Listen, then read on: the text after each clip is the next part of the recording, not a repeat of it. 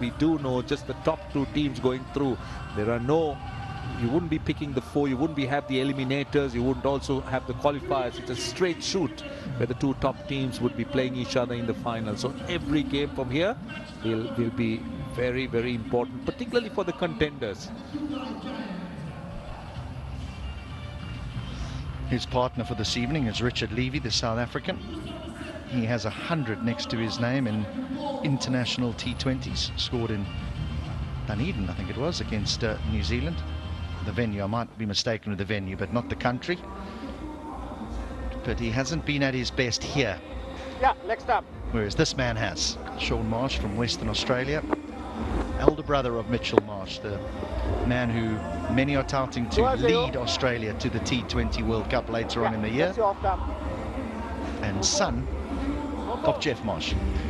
John Ross Jugasar from the Caribbean. A little bit expensive, although, Roshan, we're still trying to work out what's expensive and what's not in this 90-ball game. You're absolutely right, because it's a different kind of game. We talk about T20 cricket and we see the 90 ball. Yeah, well, 30 balls less, but it looks a completely different game here. And the approach and the way they look to try and plan their innings, even in the bowling makeup, with the batting power play, it gives a completely new complexion to white ball cricket.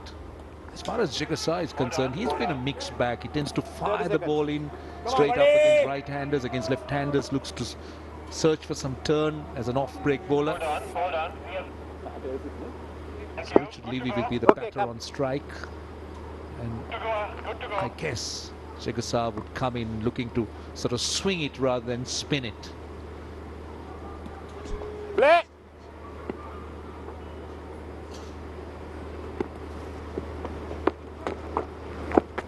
Easy. Levy's off the mark. Jackie. What is the right pace for spinners to bowl on here? I've always glanced over my left shoulder when I haven't been on air with you and had a look, and I see you gesticulating. He needs to bowl it slower or he needs to bowl it quicker. What's the right pace? See, Right arm over. we just don't have the kilometers, so we're not very sure exactly what the pace they're bowling at. But what we do know here is that every time, unless the pitch is responding, every time the spinners have looked to throw it up, the batters have just come down the wicket and taken them apart. So you've got to be bowling a little bit quicker, and the length to me is extremely important.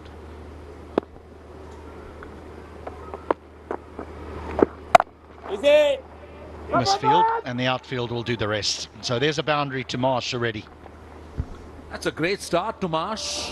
He's just carrying on from where he left off. He batted so well, hit so many sixers, took the bowling apart. He looked so good, and he virtually gets a gift. Short and wide, and left-handers, they look so good and they love it there.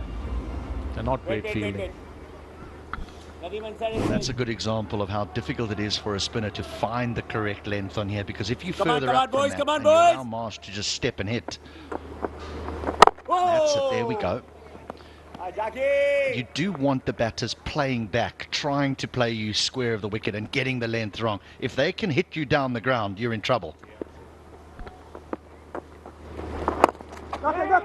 But when you provide that sort of pace and you get the line wrong, you're going to pay the price. Well, he's bowling at a difficult time. He's bowling during a power play, so he has very little protection. So you're right, he's just getting that angling down the leg side with short fine leg in the circle. It becomes a little bit too easy for Shaun Marsh, who's in very good nick, just rolling his wrists. Easy one. 79 or 41 deliveries in their previous game, Shaun Marsh. But gee, it was an innings of power. He was brutal on anything that was short. He hit some flat sixes over mid-wicket.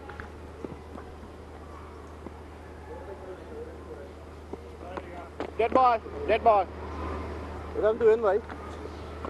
I think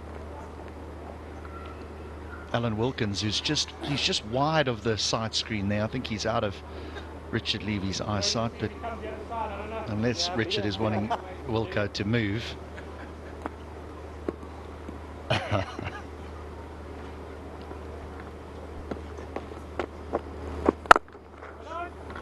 lovely shot. It was a lovely shot. Shouldn't have got a run, but the shot deserved at least a single. So that's the end of the first 6 deliveries, 11 without loss.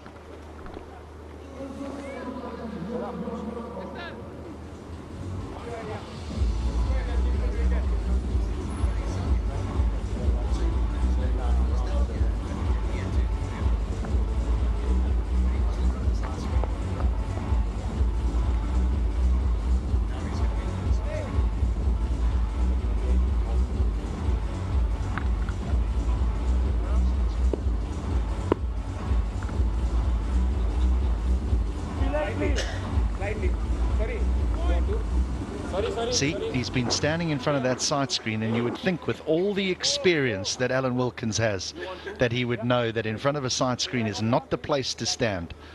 But anyway, he's been moved on, or has he? No, not yet.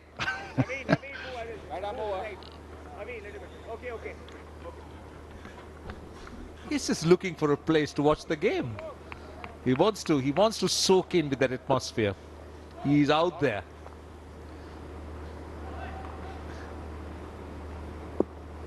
Mpofu.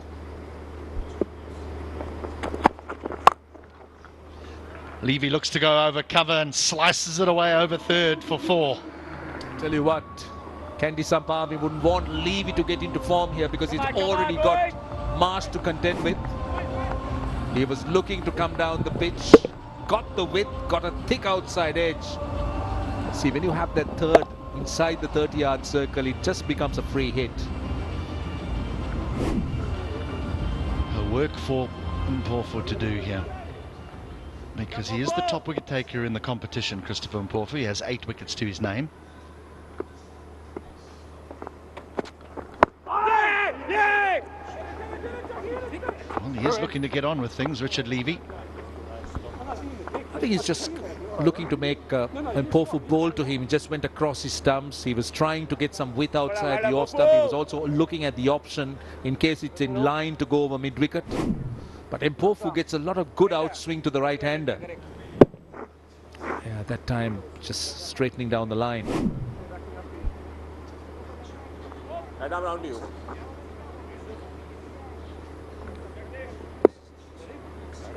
Right, now Mpofu's coming around the wicket. Now this is the angle of attack that he employed against Ben Dunk earlier in the competition, and Dunk feasted on him.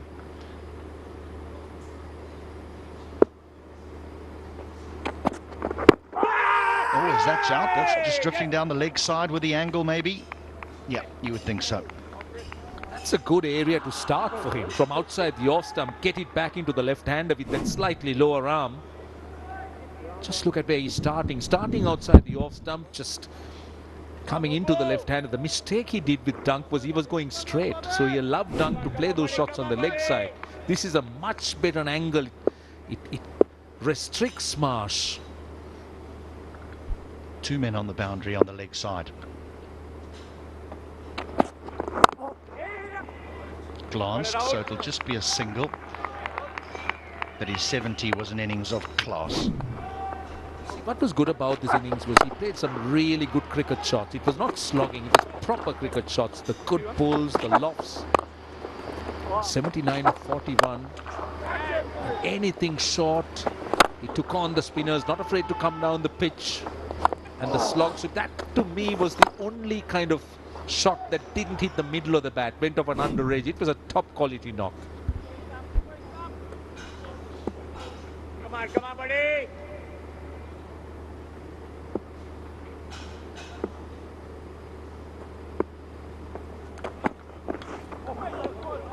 Pace taken off. Yeah, you talk about good cricket shots. And we saw an innings earlier today where Ben Dunk was again playing brilliantly, and then out of the blue, this is nicely bowled, just some pace taken off, little off cutter. Then out of the blue, he brought out the Joe Root. You know, we got the Tilakaratne Dill show and the Dill scoop. We're going to call the reverse sweep when it's not required the Joe Root. And he was out. He was gone. Out, brilliantly bowled. Mpofu has 9 now. 9 in the competition. That was brilliant. That was a good catch by the keeper, Yadav. But clever delivery, took pace off the ball, completely did the batter. Yeah, he was rolling his fingers, and look at Levy. He was just committed and had to check his shot. It bounced a bit. Great piece of work. Good wicket-keeping catch. Well, Levy goes for 6, 17 for 1.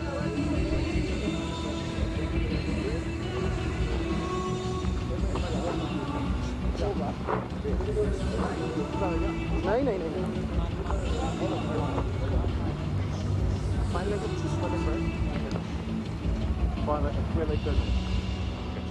Third man, Tino. Deep square. Yeah.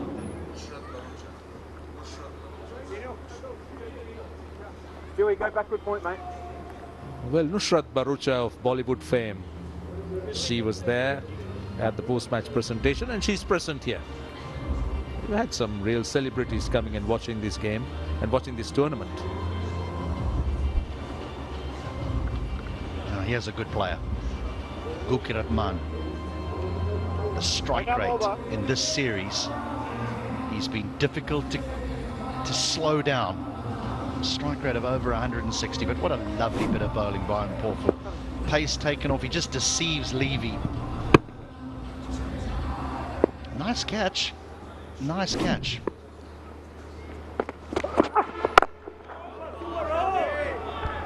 Always two-handed catches by keepers are special. You generally see when keepers go diving, they try to go with one hand, but this was a great catch. Two-handed. It got stuck in the pitch a little bit, bounced a bit. Pace off. Levy was done. Just look at this catch. Very good catch. Went with both hands.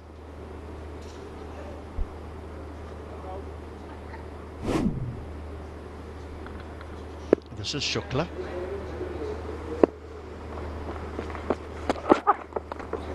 Four. It's pace, but with fine leg up, the angle's all wrong.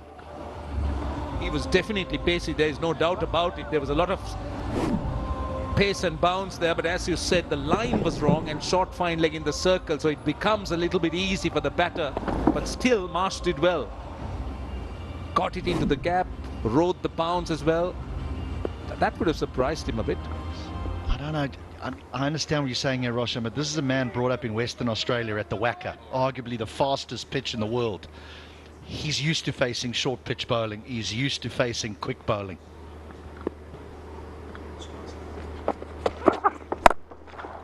There is your answer. Why didn't I remember that? Why didn't I remember the Wacker? West Australia, yep. That's very special, and just Marsh just carrying on. What a good shot this is. And look at where he's hitting it. He's hitting it to mid-wicket. He's not hitting it to square leg. So it tells you that he's got time. He's seen the ball early. This is brilliant batting. Yeah, you may get him to miss time one or two over the course of your career as a bowler, but very seldom will Shaun Marsh miss out on something that short. The day he was born was the day he learned how to play the short pitch delivery.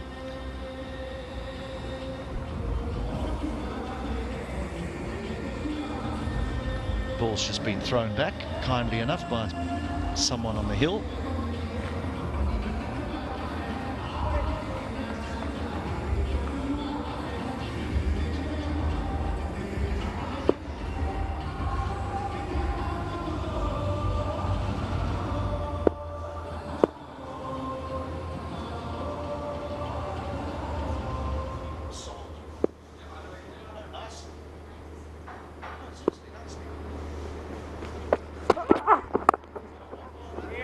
Just guided away.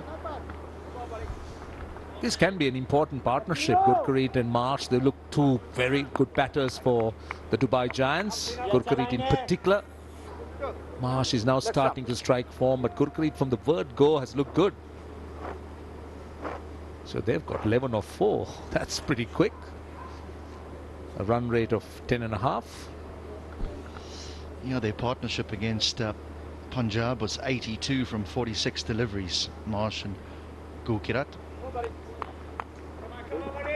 Just a reminder, the power play is the first 24 deliveries.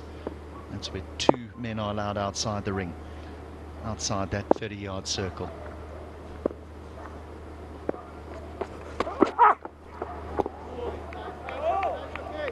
Gukirat hit a shot yesterday, which was sort of back of a length delivery, which he hit back over mid-off. He stood in the pose for some time, but it was arguably the shot of the tournament. It really was. This one just beats the inside edge.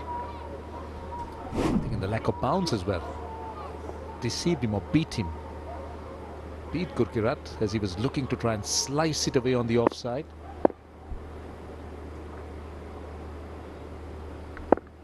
.11 off the over already.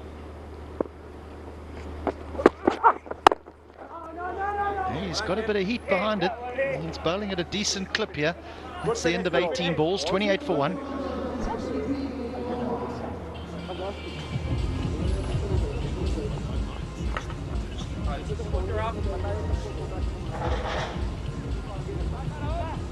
Come on, bud.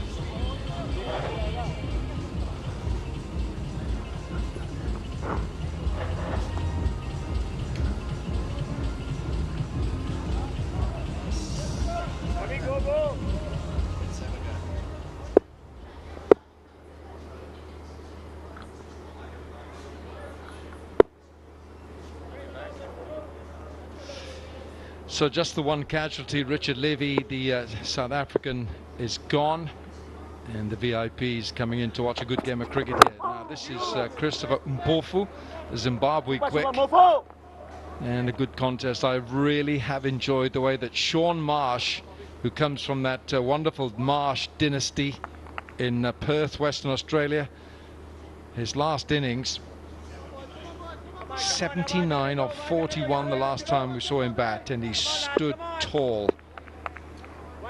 Tilakaratne Dilshan with family, and I know that his daughter is a fast rising star in cricket in Melbourne. Oh, that's going to be 4. That is 4. He's hit this really well. Shaun Marsh with another boundary. Mpofu has been the most impressive bowler for them this campaign, angling it in. And as you say, Marsh yesterday, when he smashed that ball to all parts, tell you what, we haven't seen anyone hit the ball that hard in the entire tournament up until yesterday. Those drives, those pulls, absolutely smashed it. Yeah, no, he's a very powerful.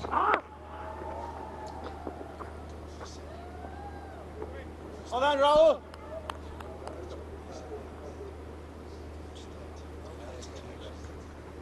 Yeah, Shaun Marsh and Christopher Mpofu, who knows that he's got a handful here in Shaun Marsh. This pitch is playing so well, it's coming on nicely to the bat. Mpofu does well when he comes round the wicket. He alters the line of attack from wide on the crease. You see how wide it is, and look how hard that's been hit as well. Whoa, that's gone at a rate of knots. The bones out of that one, slightly over pitch. We talk how good he is against the short ball. Have a look at this one. That is one of the most audacious strokes we've seen all day. Not nearly a half volley at all, and he just hits it through extra. O'Brien didn't stop it. No, Kevin O'Brien's a decent fielder as well, but that's gone past him. And he guides this down, saved by Shukla.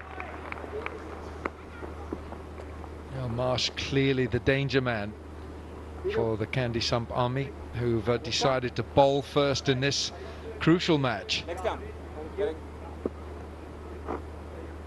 Family time, invaluable time.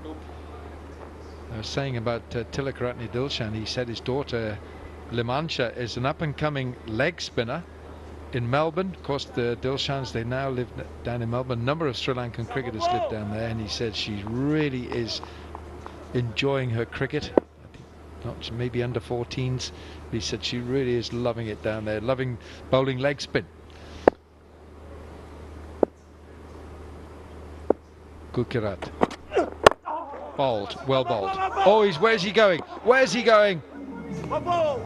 Mpofu nearly brought off an outstanding run out. Gukret.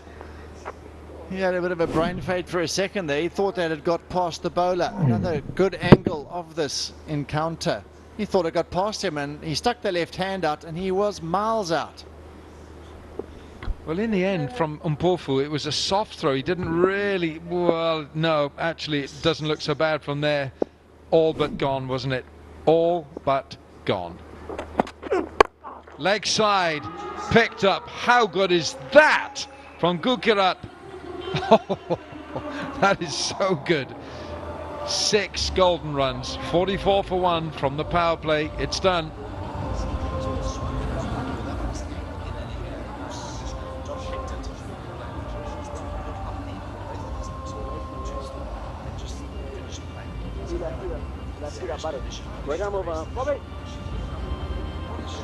So fine leg, square leg. Leave me wicket. So you want mid on and mid off? You reckon? No. Up to you. Yeah, I mean. Well, let's go back. Then mid on back. Yeah.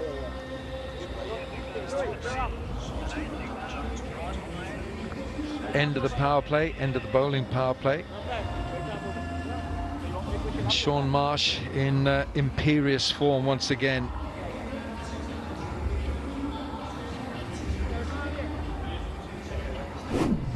So now 4 fielders can field on the boundary. This was absolutely exquisite. Really is a class act. Gukret, Singh. Now Tino Best. Here we go. He did have, and he has had, some great contests within the contest in this Legends Cricket Trophy. He just loves the currency of bowling fast. He'll have to have his A game against Shaun Marsh. Bowled, really well bowled. Real test for Best is going to be bowling to these two players who are arguably in the best form of all the batters we've seen in this tournament. They are right up there. Marsh off the runs. Utapa as well, he's been in terrific form. You think of the players who've been in the runs. O'Brien last game really showing some consistency. Dilshan, he's been one of the most consistent players in this tournament as well.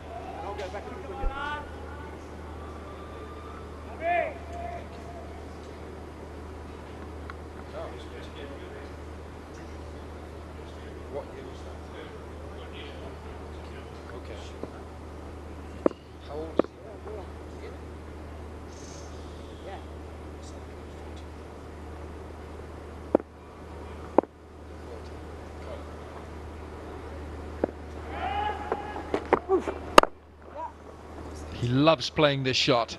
He uses the pace of Tino Best.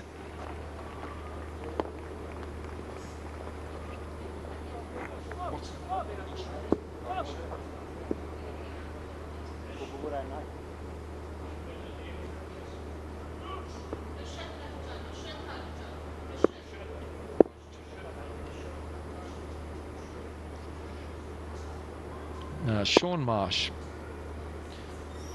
38 test matches. He made his test debut here on this ground for Australia in 2011.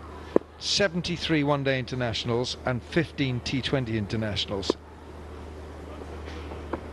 How many on debut?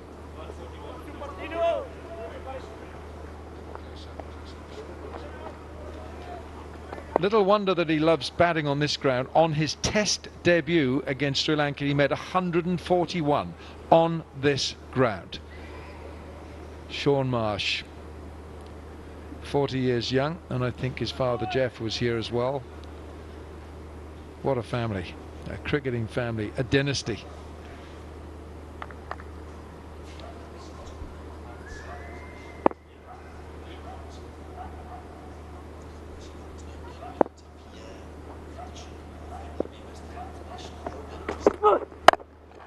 Upish, just short. Yeah, Shahbaz Nadeem in that point position. It was Upish for a while. This is a keen contest. Tino Best knows he's got a beard is best. He spliced this one. There has been a little bit of extra bounce on this wicket today for the spinners as well. There's been a little bit of bounce, and he's saying, catch the ball, man. That's tough. That's tough. You've got to be an absolute specialist fielder in that position.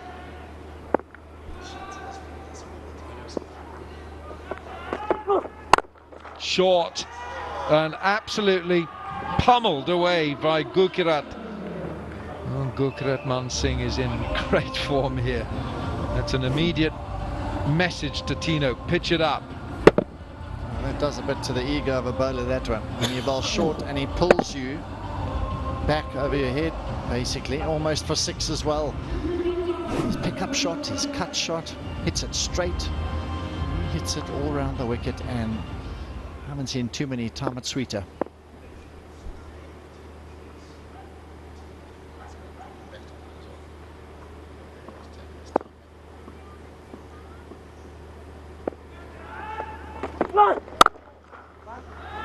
That is so good. Man out there, look, it's going along at a rate of knots, and Tino Best still has some advice for the batter. 5 overs gone, 52 for 1.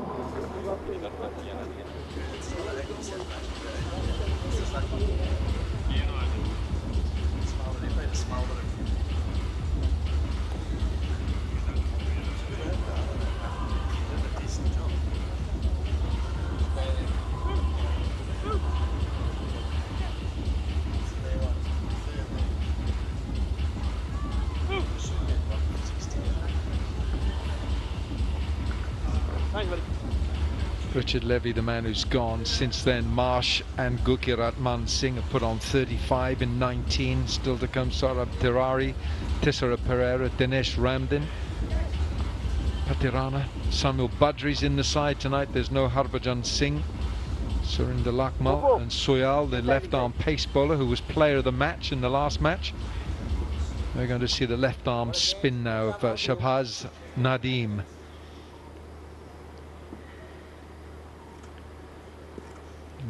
Gurkirat will know a lot about him. So 12 from 8, Gurkirat Man Singh for the Dubai Giants. Nabi!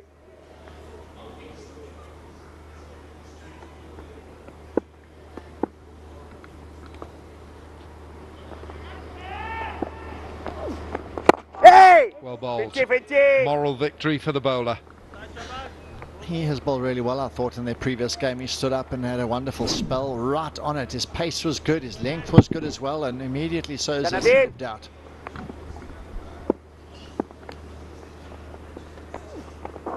Easy, easy. Taking a look for a second. Yes, yes, baby. No. Sean Marsh was quite keen to go back.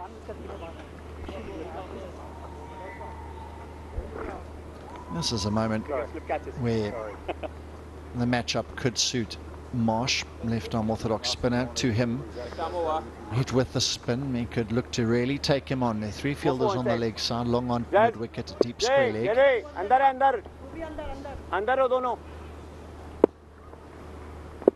think they need to stand some 15 yards outside that boundary. Right, that's your long on coming in. Oh no, oh no, that's poor. Oh dear, that is just not good enough. John Russ Jagasar is the fielder out there. Got to stop those. Immediately Nadeem going for the arm ball. Marsh was eyeing out that gap wide of long on, a huge gap. To this point here, he thought he had it covered, and he got down there just a little bit late. Easy, easy.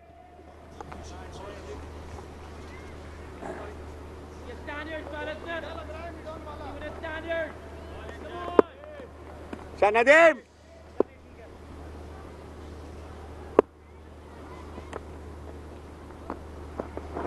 Easy one. Superb, Nadeem. Superb. Yeah, Sean Marsh is quite capable of just measuring this innings. Just quite happy, content to knock the singles around here. He knows he's got the firepower. He knows he's got that in store for when it's needed.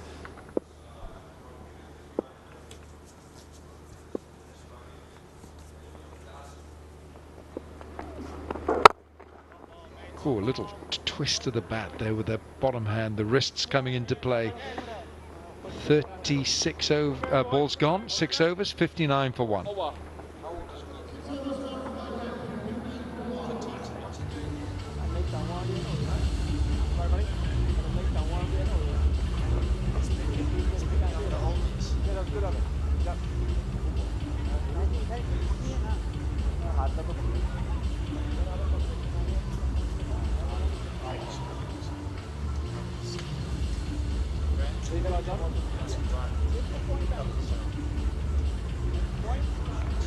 Back, yeah. I'm ready to find it. Just one like 38. Right there. Right down over. 59 for 1, the Dubai Giants from 6 overs, 36 balls. Just a reminder that this is a 15 over contest, 15 per innings, 90 balls. It's not a T20 tournament, so the cricketers have to recalibrate. This is the 33-year-old Gurpreet Man Singh, hardly well, he is a legend in the sense that he's played some glittering cricket, but I would have thought he might have been a little older than that, but he's lighting up this ground. Now Navin Stewart from Trinidad and Tobago. Stewart is on. Gurpreet Singh is on strike.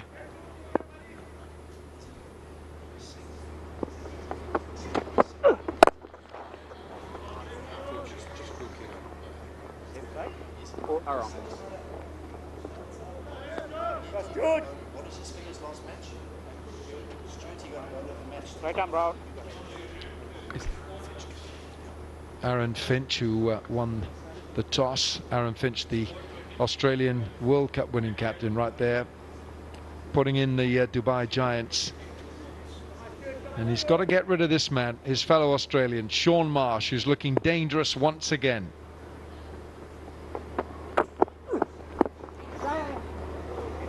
And Navin Stewart is lucky with that. He's got away with that. Just seems to be struggling through the crease a little bit at the moment.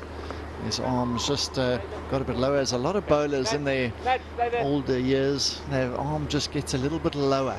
And obviously the freedom of movement, the full range of movement isn't always there after all years of toiling away in the sun around the world in all the formats. So he's in there and he's over the wicket now to Gurpreet.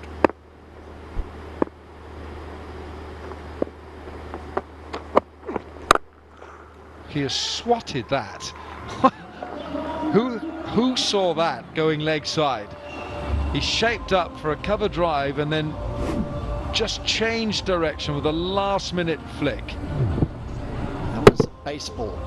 I had a bit of baseball about that one. Front foot and then whap it.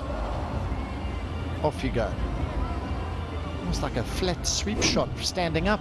An interesting area, and you couldn't have timed it better. No, absolute in total control, Gurpreet.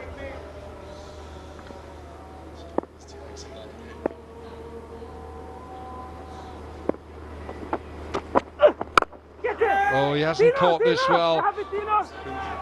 Tino Best underneath it, never really looked confident of holding the catch.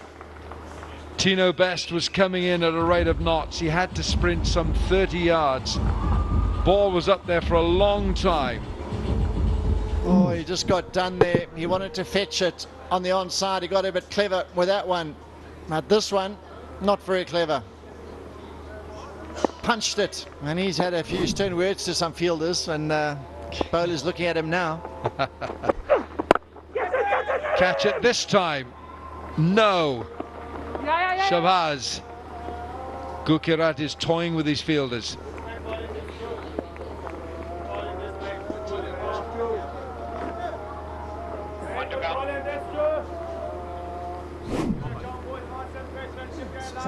Well, this was always running away from Shahbaz.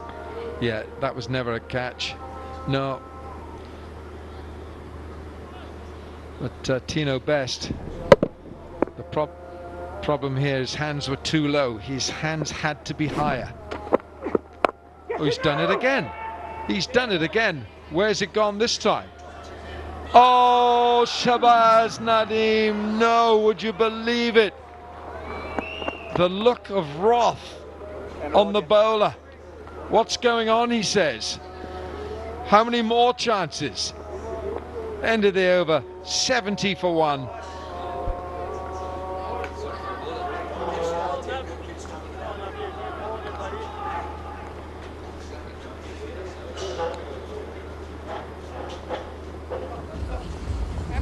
Nav, you're long on, but oh boy. This is the day.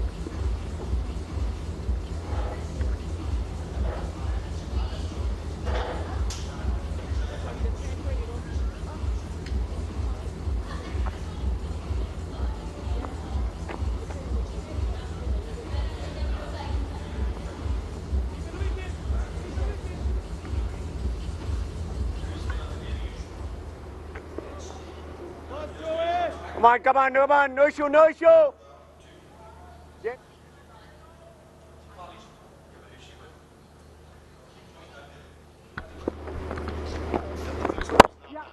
ठीक है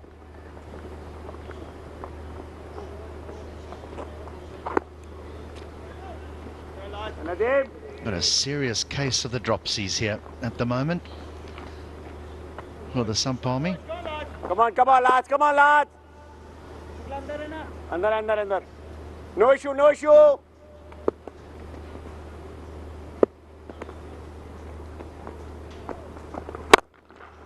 Well, no one's catching that. 1 bounce and 4 for Marsh. Kandy Samp Army. They dropped too many, isn't it? That was a short, poor delivery. And Sean Marsh comfortably puts that one away. Picks his spot very well. Come on, Nadeem.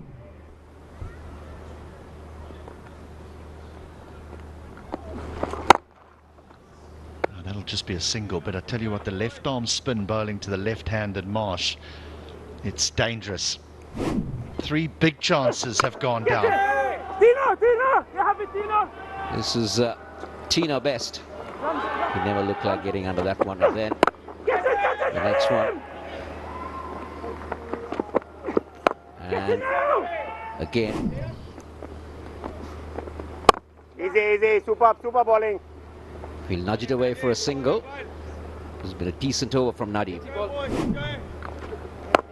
Shahbaz Nadeem underneath it, got into a good position, and then all of a sudden, whoop, it just got big on him. And down it went. Those need to be held in critical games, in all games really. 4 more. This is a dangerous ploy here by the Samp Army.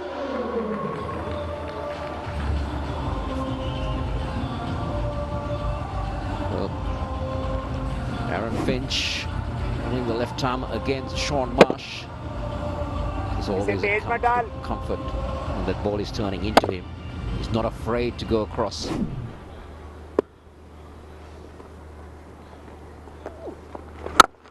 And again it goes all the way. Marsh goes to yet another half century, this time off just 24 deliveries. The Australian is a pleasure to watch. 87 for 1 after 48 balls. No need for tactics for the Giants.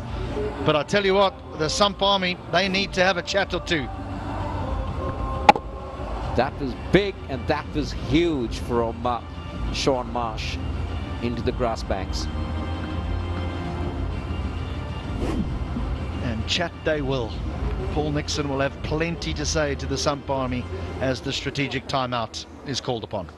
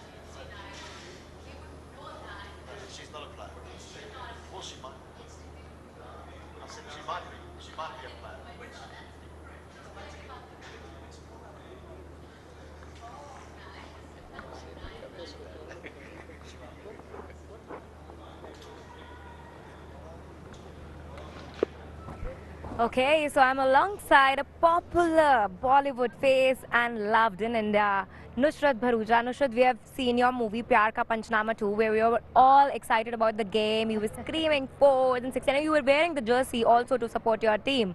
We have seen your excitement about the game. Tell us, are you excited to watch this one at the Legends Cricket Trophy? So I'm nothing like I was in that movie. I watch a lot of cricket. I'm a huge cricket fan. I watch matches not just for those few overs जहाँ चौके छक्के पड़ते हैं या wicket जाती है. पूरे I watch all overs from start to end. I'm a huge cricket fan and this is my first time actually on a live stadium watching a match. So I'm super excited. मैंने चौके भी देखे, मैंने छक्के भी देखे, मैंने wicket भी देखी. सब देख लिया मैंने. Yes, and I saw all of that while you were sitting there at the stands. And आपका वो चौका छक्का moment हुआ अभी तक? ना वो छोड़ चुकी मैं. Okay, so tell me one thing. Who's your favorite cricketer over here? Since this is Legends Cricket Trophy, all the legends are playing over here. Your favorite one? All three of them. Yeah, I don't think I can pick. I'm such a cricket fan, and I've watched them play so much cricket in so many matches. Yuvraj Singh, Harbhajan Singh, and Suresh Raina. I've watched all of them play brilliant cricket. There is just a pleasure to watch them live. I think Harbhajan sir's team is here, and I'm going to watch him here very soon. So I'm very excited about that. But it's amazing. It's amazing to be in a live stadium with the cricket right behind you. Yes, tell me about your time in Kandy. Do you like Kandy? Oh, it's beautiful. You've been here before? This is my first time in Kandy. I've come to Sri Lanka before. But it's beautiful, the drive here. I open my room window and there's like green, just trees. It's very, very beautiful. It's very, very Everything beautiful. at one place, the mountains, the lakes, the chilly weather. It's very nice. I'm having a really good time. All right, I hope you enjoy the match. And let's get back to the action. I'll throw to the comms. Thank you. Thank you. Yep, very right. Beautiful part of the world here in Sri Lanka, Kandy, with the hills and the forests, and Gukiratman on 28 of 20. Another opportunity, and this time it's held. Jonathan Fu on the deep mid-wicket boundary. Definitely a relief for the Dubai Giants. Shukla the bowler. Gurkirat trying to go over mid-wicket, but not getting enough bat on that. And Jonathan Fu holds on to a comfortable catch in the deep. So Gurkiratman goes for 28. It's 89 for 2.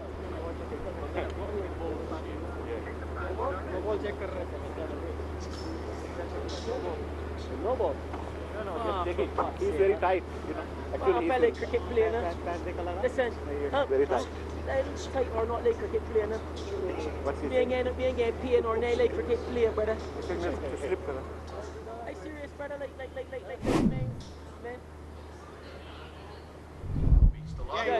Good. Come on. Like cricket player. That good. Are we still on air? Regular is a legal ball. Oh, there's nothing wrong with that. Come here. And he's got his heel behind the line, so that's a legitimate delivery and the end of Gukiratman. But Saurabh Tiwari has been in wonderful form. 116 runs, a best of 52, but you always got to look at those strike rates, that column, and that is very impressive. 165, so he can do some damage. I know you said it was a comfortable catch, Kosala, but nothing's looked comfortable this evening for them in the field. He took it pretty low, but I feel that he was in control all the time. Tino Best is definitely a relief man. There's a few. Shahbaz Nadeem as well. But they've finally seen the back of them. The problem now is that the non-strikers end. Marsh is 52 from 24 deliveries.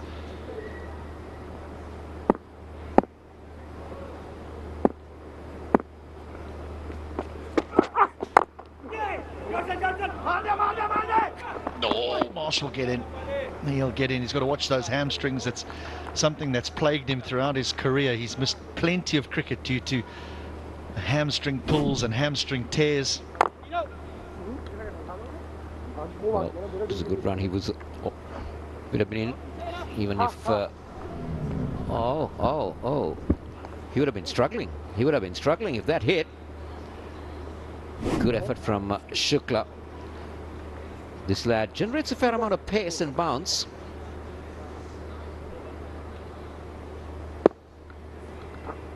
He does.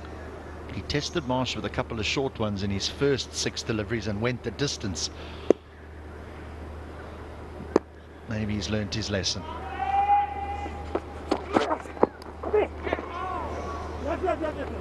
Has it just grazed a pad and they'll trot through for a leg by? Yep. So what Marsh has told Shukla is the faster you come on to me, the faster you're going to disappear. And Shukla has learned from that previous server, and he's now bowling deliveries with the pace being changed around, slowing things up a little bit. And Marsh hasn't been able to get him away.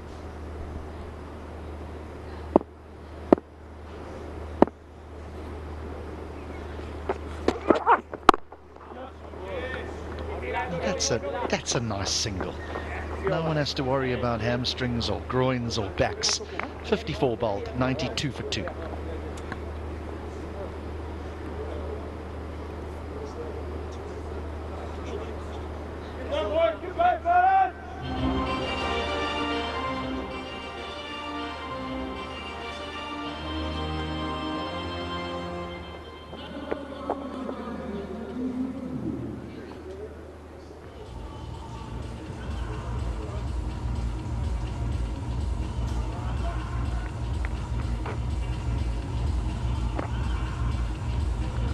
Couple of sizable overs for the Giants, and they're nicely positioned here, 2 down. Projected score at the moment is 153, but you would think at 2 down with Marsh at the wicket and Tawari there as well, who's just walked to the crease, that they would be looking beyond that 150 mark. But things can change very quickly. Jagasar now the off spinner. Barely bowled off spin in his first over. He bowled quick. Some repairs being done to the Marsh Willow. Very rare you see those things happening in modern day cricket, actually. They will simply change the bat.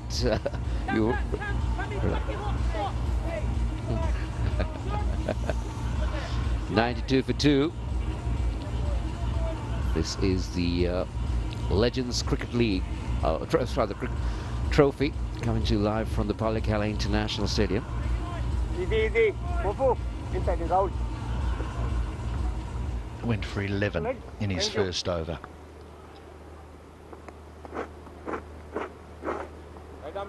Nadeem Shabazz bowled 12 deliveries, went for 24, and you can understand why he's been hooked off here, because the left arm spinner bowling to 2 left-handers is just asking for trouble, and so an off spin is brought on.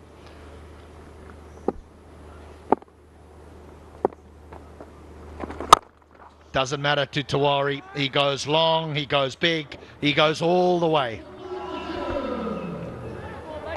Left armer or off spinner, Tiwari will murder you when it's in his zone. Yeah, unfortunately, he just bowls that right into Tawari's hitting zone, hitting area. If he wants to prevent that, he needs to cramp him for room, get in the ball around middle and leg stump. But if he lobs it outside off stump, this big man will swing away.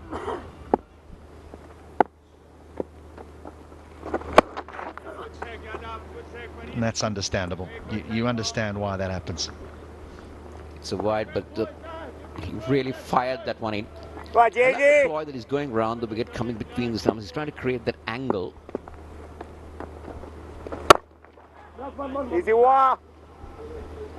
That's what he's looking for. He's trying to limit the room that Tiwari has to free his arms by going around the wicket and trying to angle it in.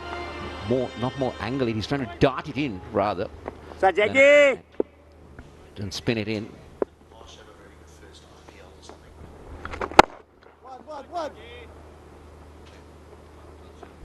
Super bowling, Jaggy.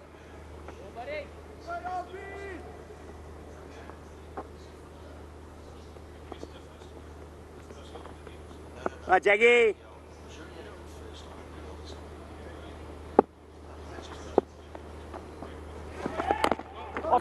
Oh, that's an error from the keeper.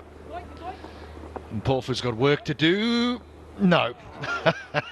It was just a long way to get down there for Christopher Porfu. So that's 4 buys. Poor stuff from the keeper, but look at that. Yeah, he felt that. He was expecting the ball to really come up rather than he bending onto that one. Yeah, he didn't get his fingertips onto the ground, did he? He was...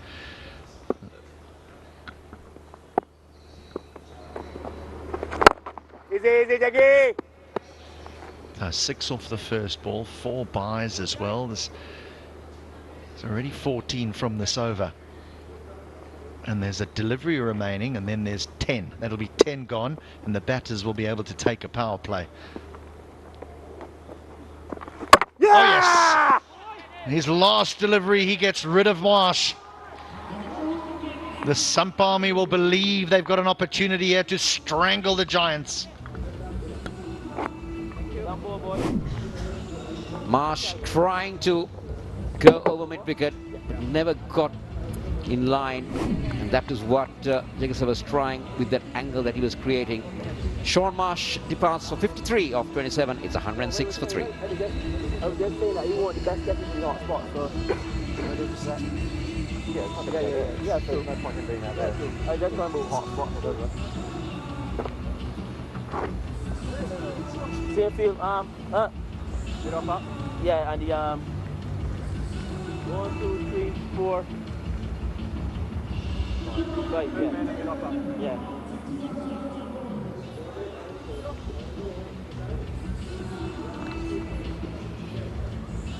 No massive score yet for Tissera Pereira, but again, where he walks into bat, it's the strike rate that we're after, and at the moment he's striking it at well over 200. It's a big wicket for Kandy, getting rid of Marsh. It was a good innings from the Western Australian. But again, now 2 left-handers at the crease. Now the reintroduction of Tino Best. We're just talking about Tissera Pereira, though. This is his role. Comes in, 5 overs remaining. There's an opportunity for them to take a batting power play. I don't think they'll take it now, though, because there's virtually 2 new men at the wicket. They might want to just wait a little bit longer, give Pereira an opportunity to get a feel of the surface.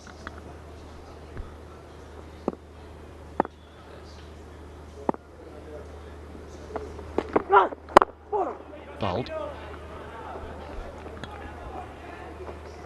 Well, talking about Tissera Pereira, that's what he likes doing. He doesn't like to bat for a long time. He just would like 10-15 overs to come in and swing his bat and get this quick fire 30s, 40s, and maybe a half century. But he's got a good ODI 100 against Bangladesh. Well, if he likes to face 10 or 15 overs, he's going to have to open the batting in this format, because that's all he gets.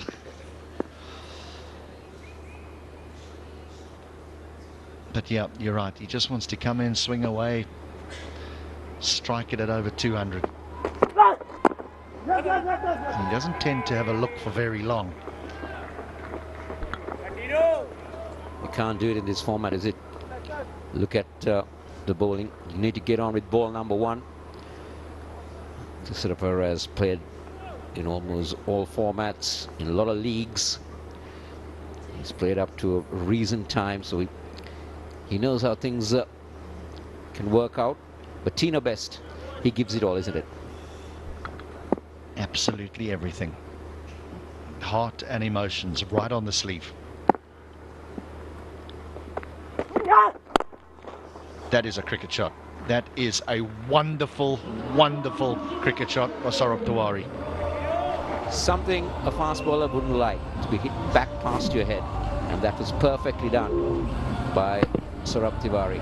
Look at that. He didn't try to hit it too hard. Checked on the shot. Very well done. Tino Best didn't like that one.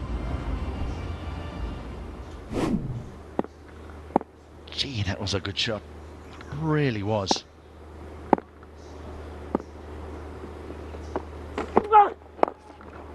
Now goes round the corner, and Best is going the distance here.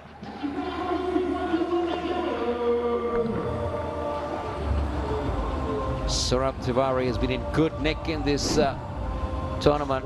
You just can't against him. He will work you around, and he's used the pace of Tino Best on that occasion to get that boundary. The one thing that the Samp Army will be thinking about is that chasing under lights here in the night game has been a little bit easier, because the dew that forms on the outfield can sometimes make it a little bit tricky for the bowlers to grip the ball, and so chasing has been the way to go. However, if you continue to make mistakes like that, you're going to have to chase extremely well, because you're going to chase a lot.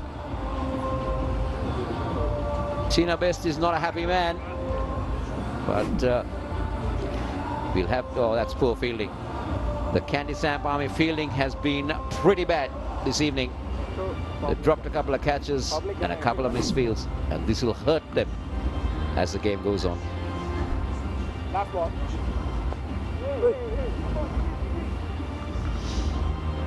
I think you've hit the nail on the head there about their fielding. I mean, think of the couple of drop catches that they've put down. There's been more than one misfield. It's been pretty untidy. It's an area of the game that they can improve on if they're going to progress. That was, for me, the shot of the day. Just help that around the corner. And then Mpofu says, oopsie, sorry about that. And Best has gone for 14.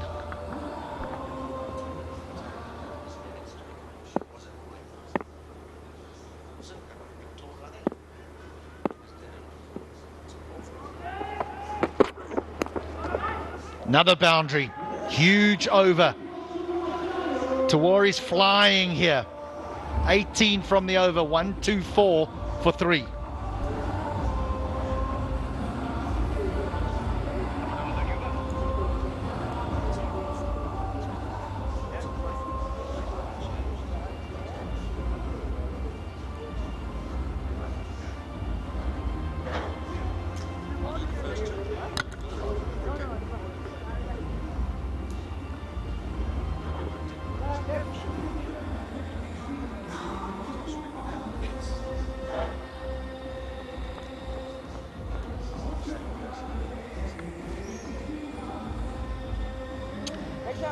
Four overs to go, 24 deliveries, and set, especially for Sarab Tirari and Tisara Pereira, for a grandstand finish. Tino Best, that's down the leg side, and Rahul Yadav couldn't quite get his glove to it. Tino would have been fuming, probably still is. Kandy Samp Army, who elected to field Aaron Finch, putting in the Dubai Giants. Tisara Pereira, who's had to reach for this. But it's gone all the way. He is such an effective player at the death when quick runs are required. He not just reached for it, he hit it with power. His weight was on the back foot first, and then the transfer was good. And look at those long levers. He is a power hitter. Well bowled. I think that's good. Yeah, that's good from Naveen Stewart. He's looking round Tisara Pereira to the square leg umpire, saying, well, is that a wide? I think that's a decent ploy by Naveen Stewart. Just on the subject of Tisara Pereira, I'll tell you, this is the type of player that Sri Lanka is yearning, wanting in that T20 side, the finisher, the big hitter, the power hitter. Oh, crack! Flat 6. This is how dangerous he can be, Pereira. So you can see what I mean. Yes, Sri Lanka has a few, but they haven't found the real replacement for this man. And everyone's in awe when he bats, because he's such a powerful striker. Not at this pace. They'll never frighten him at this pace. Short, he'll pull, he'll go over long off, he'll go to mid-wicket. It's that bit of extra pace that worries him a bit, but I don't think he has that problem here. I guess in a way I'll come back to you on this one, Rosh. It's Gone again. Short again. I guess the player who's trying to walk in those shoes is Dashan Shanaka. Yeah, he's tried hard, but I think he still has a little bit of a way to go to try and match up with this kind of batting. Dashan Shanaka is very good. We've seen glimpses, but Tissara has been the more consistent article. Tiwari. Easy.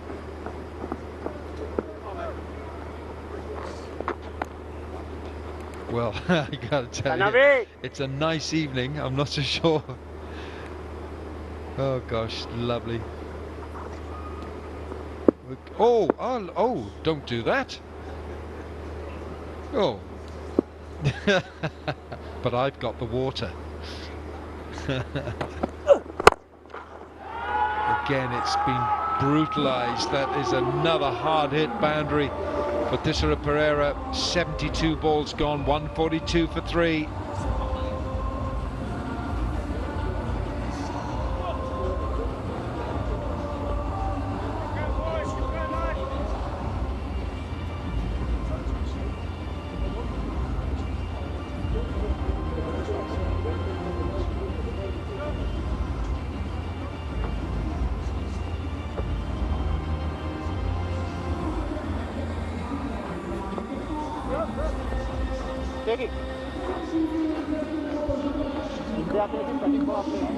Well, there we are, early lessons in entertainment here, and good to see one or two more people coming in, but this again has been absolutely marmalised by Tissara Pereira. He leaves nothing behind. There's nothing left. The way he hits a golf ball and a cricket ball.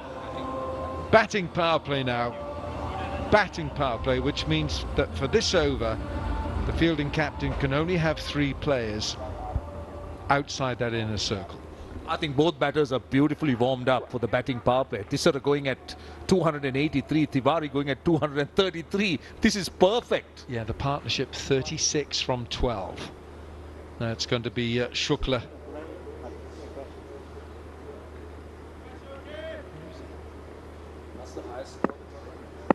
Rahul Shukla runs in quick, bowls fast.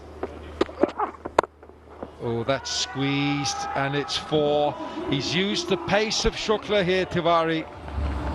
What about the width? Providing it outside the off stump, full and wide at pace. And it's not easy. He just kicked away. The man at backward point had no chance of getting across.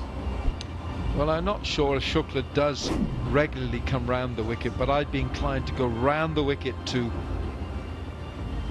Tiwari, try and stop him from using those arms, because if it's going to be wide, you see, look how he's got the grip on the bat. He's got quite a bit of bat handle, you see. There we are. And that happens when you hold the bat right at the top of the grip. So he's able to use the long handle, Tiwari.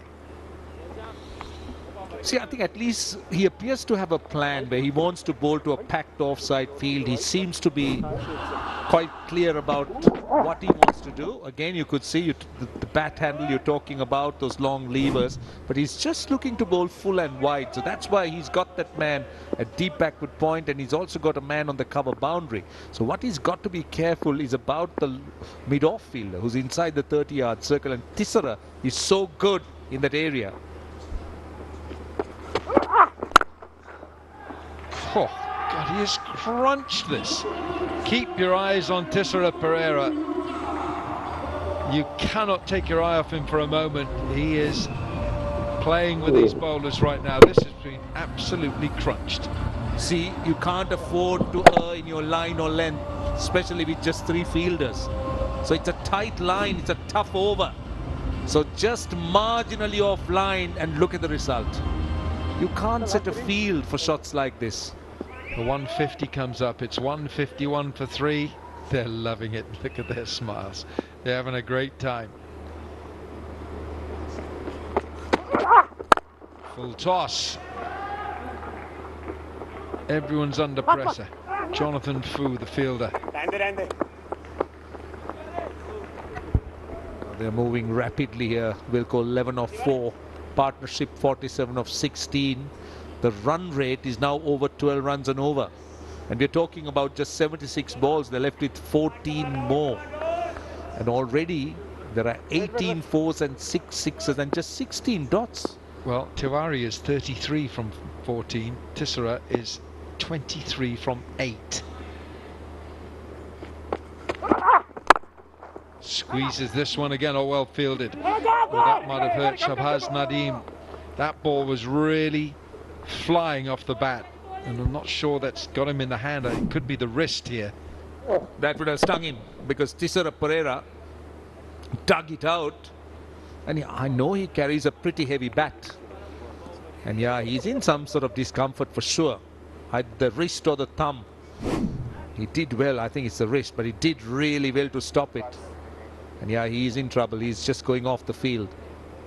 You have to get some ice on that very quickly. So replacement fielder for Shahbaz Nadeem.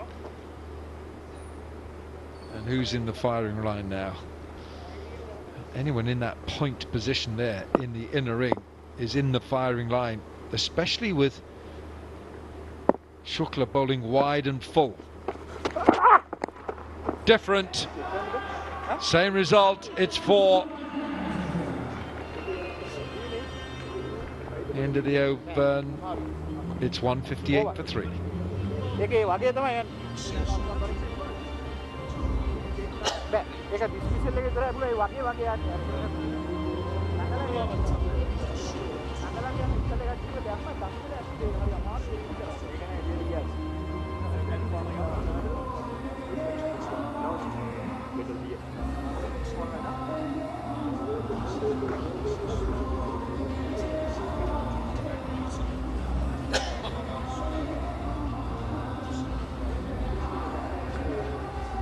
A couple of very tall Manhattans right there towards the end of this first innings.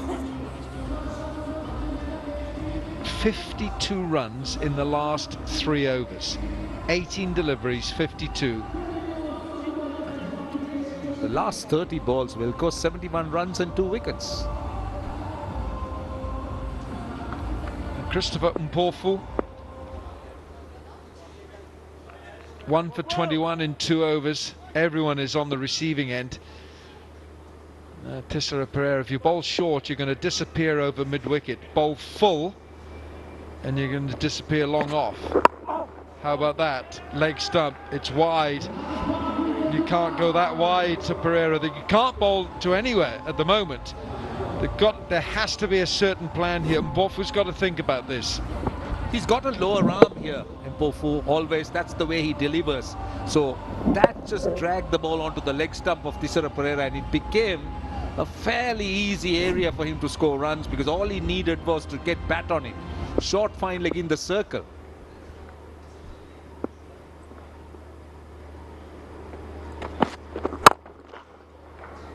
Could be out.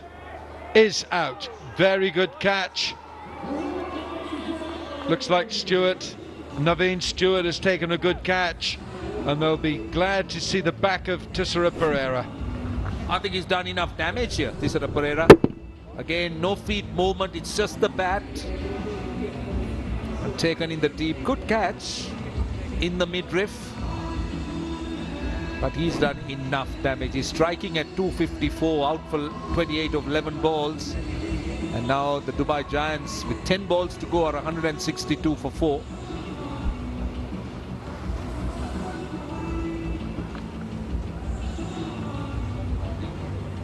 Dinesh Ramdin.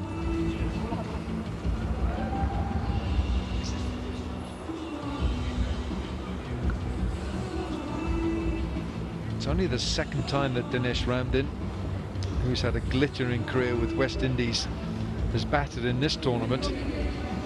But 162 for 4. This is the end of Tissera Pereira. As you say, Roshan, no foot movement. He played it from the back of the crease. And Naveen Stewart with the appropriate celebration. but a fine innings. He went for 28 from 11. So 10 balls to go here. 10 to complete the innings. It's already looking daunting. And I think that Dinesh Ramdin would be quite happy to give Tiwari the strike. See, that should be the sensible way as far as Ramdin's concerned. He shouldn't be looking for those glorious shots. Just knock it into gaps. Get this man on strike, Tiwari. Striking at 246, 37 of 15. He's hit 6 fours and a 6. He's in a lot of pain there. He is in a lot of pain because he did take a stinging blow on his wrist.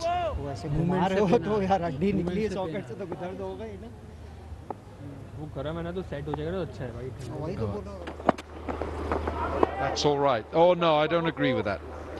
I'm sorry, umpire. It might have been wide when it went past the stumps, but I think that was. I don't agree with that.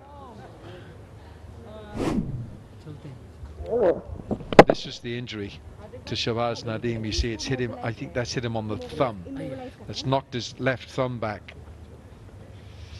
And he knew it was bad from the moment it hit him.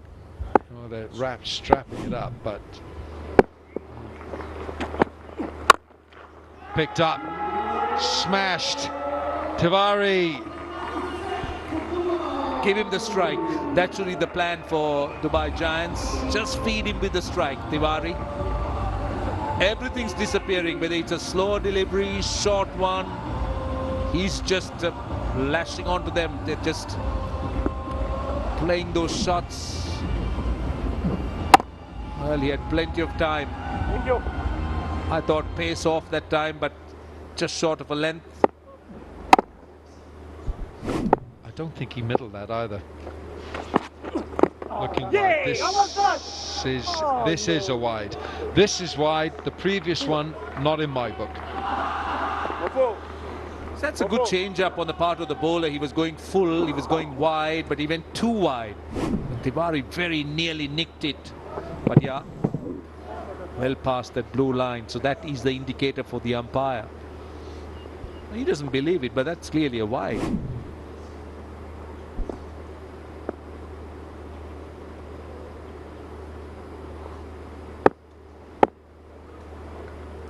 Eight balls still to go. That's good. That's good from Mpofu. He's appealing for everything that's going past the bat because very little has gone past the bat. He's conceded 13 runs here and one more ball to go. That's another very slinging kind of action. So important, the release point for bowlers like this. You need to master that. We've seen a real master in Lasith Malinga, who has that wrist really behind the ball. Last ball.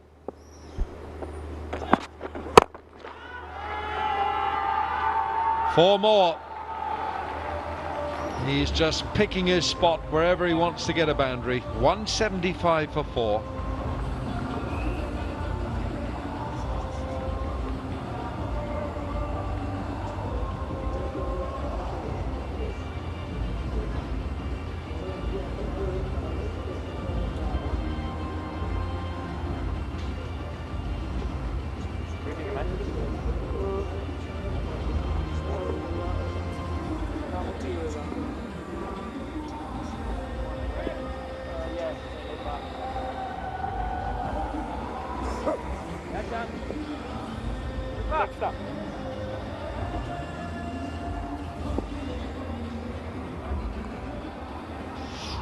So the last over, the last 6 balls.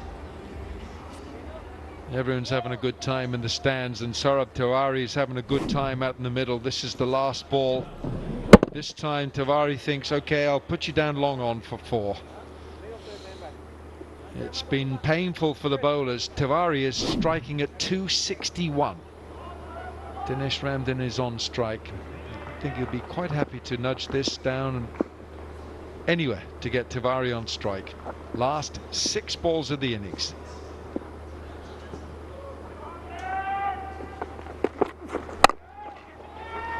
Could be out, could be gone. It is. Oh, yes, it is. I think that's Mpofu down there.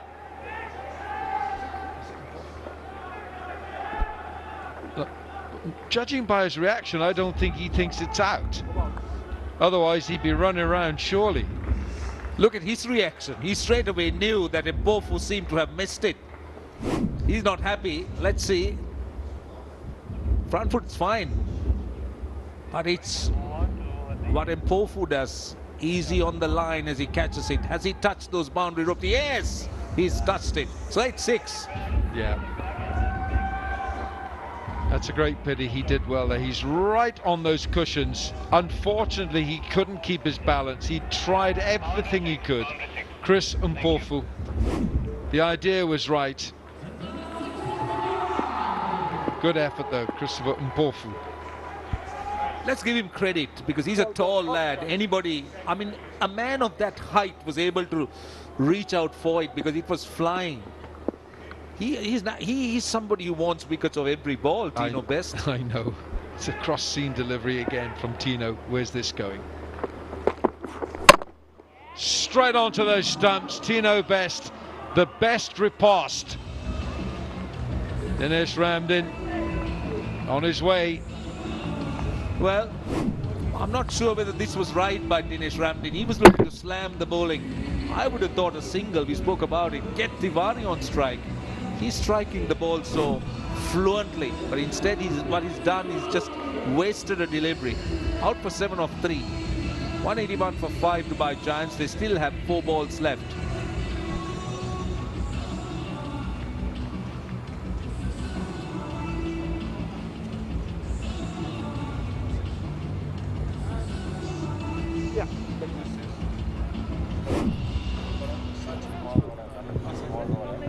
Straight onto the middle and off. So Tino Best picks up his first wicket, and this is Amit Verma. Amit Verma, who's the left-handed bat. He's only got 4 balls to contend with, but I'm sure he'd rather get Saurabh Tiwari on strike. Here's Tino Best. Leg side, reload. Tino, that's another ball. You got a ball. Needs to get off strike, Amit Verma. Dubai Giants have a very good chance of getting close to 200. They got 4 balls left, but Tiwari is the key here.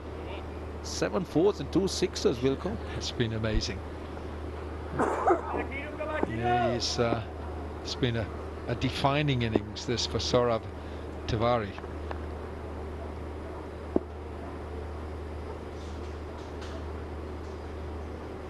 3 men back on the leg side boundary. Here's one of them. Here's one of them, and it's gone. Shukla takes the catch. Tino doesn't celebrate too much this time, but it's another wicket for the West Indian. Tell you what, they got enough runs on the board, no doubt, but they're losing the plot in the last over. Completely losing the plot.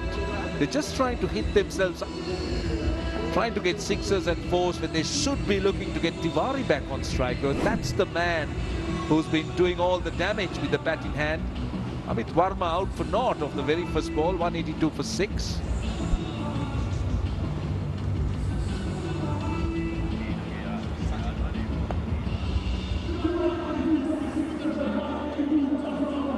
Sachit Patirana is the new bat, another left-hander, and you're right, because Saurabh Tiwari is 47 not out at the non-striker's end from just 18 balls. He needs a chance to score possibly the fastest 50 of the tournament, which at the moment is Robin Uthappa. It's wide. Tiwari says, come on. Right, that's good work from Tiwari. It's a wide, so it's another ball that'll have to be bowled. See, this is great understanding. This is real great awareness. This is what the Dubai Giants should have tried from ball 1 in this over. Yes, Ramdin did get a 6, but his intention should have been to do this. Get Tiwari on strike. Sachit Patirana did extremely well. Called him through. Sachit Patirana looked like a policeman was after him. He scampered at the non-striker's end. So here we are. Saurabh Tiwari looking for his 50. Bowled. Tino Best. Come on, Tino. I love this. Well bowled. No smiling for Tino, I'll tell you.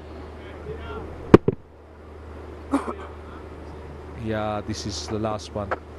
Amit Varma taken in the deep, caught by Shukla. He doesn't show his emotions, Tino, other than just the aggression. Oh. He's got 2 balls, legal deliveries to go. He's bowled 2 wides in this over. Tiwari on 47. Still, he could get the fastest 50. Oh, over that off stump goes Tino Best. Strikes. No half century for Tiwari. I love his commitment. Tino Best. He may be playing in a Legends tournament, but he's very, very switched on. Every over, every ball delivered with a purpose, wanting wickets. Look at him, wholehearted. This is Tiwari swinging, done for pace, stayed down, hit that off stump. Brilliant over by Tino Best. That's wicket number 3. Yeah. It's in the eyes. It's in the eyes. Tiwari well played. 47 from 20. Strike rate of 235. And he leaves just 1 ball to go. Suranga Lakmal. 184 for 7. 185 is the highest total.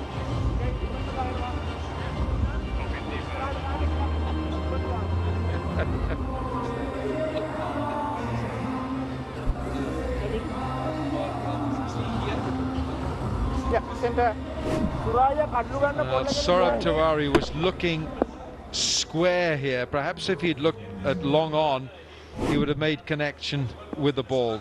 Right, here we go. Last ball of the innings. Lakmal on strike. Suranga Lakmal, away she goes. 6 big ones. I don't think Tino Best will take it well. I don't think he likes it. Suranga Lakmal, he's just had 2 wickets. He's just bowled Tiwari, and look at his response. That is an absolute slap. Oh, Tino, 3 for 40. He was looking for 4 for 34, and Suranga Lakmal with a mighty wallop. Oh yes, Tino gave it his best. And the Dubai Giants have just posted the highest total of the tournament, 190 for 7. It's a dominating effort, no doubt. Marsh gave them the ideal start, 53 of 27. Gurkarat, 28 of 21. But just look at Tiwari and Tisara, 47 of 20 and 28 of 11. That was the impetus, that was the stand that got them to that 190 for 7 of just 90 balls. Yeah, 1 or 2 bowlers took some punishment here. Jagasar, though, 12 balls for 21, 2 for 38 for Mpofu, 1 for 31 for Shukla. Tino Best, 3 for 40 from his 3 overs. Nadeem, no wickets, and Navin Stewart, none for 28 in 12.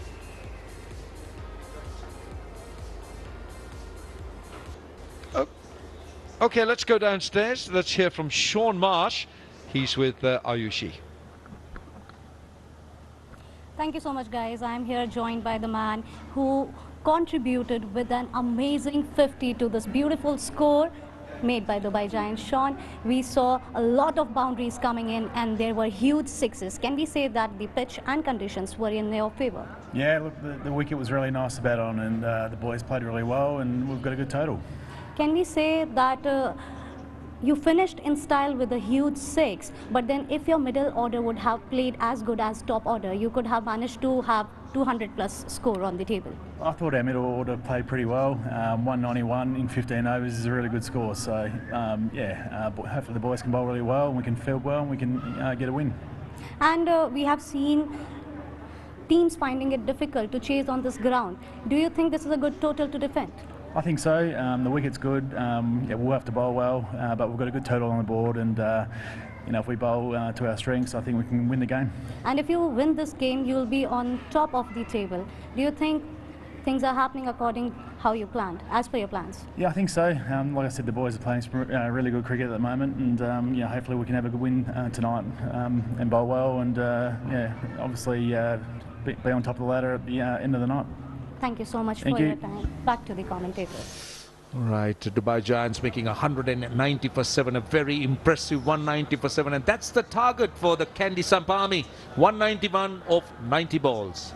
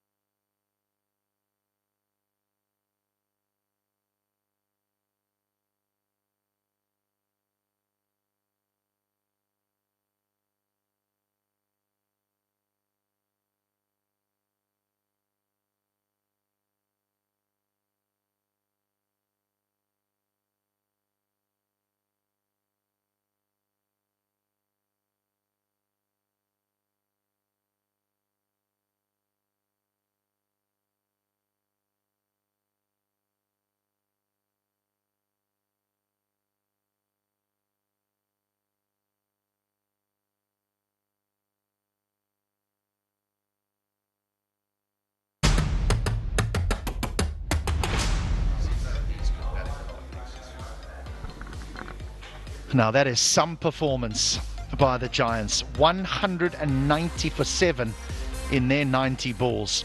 Brilliant knock from Marsh.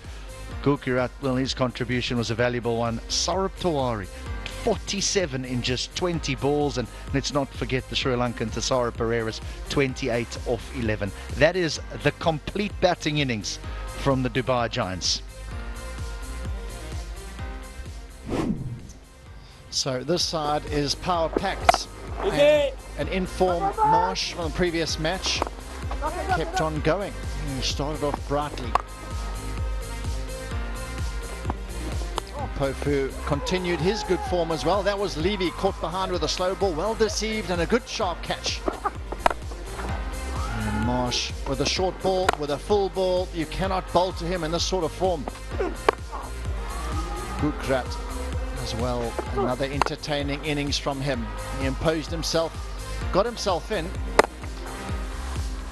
A bit of poor fielding as well by Samp along the way, let themselves down with some poor ground fielding, as well as some poor catching as well throughout the innings. Tino Best put him down. Shortly afterwards, Nadeem as well almost got the opportunity.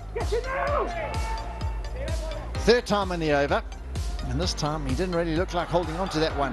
The minute it went up in the air, and the bowler not pleased, understandably so. Marsh, lovely innings from him today, half century, 27 balls.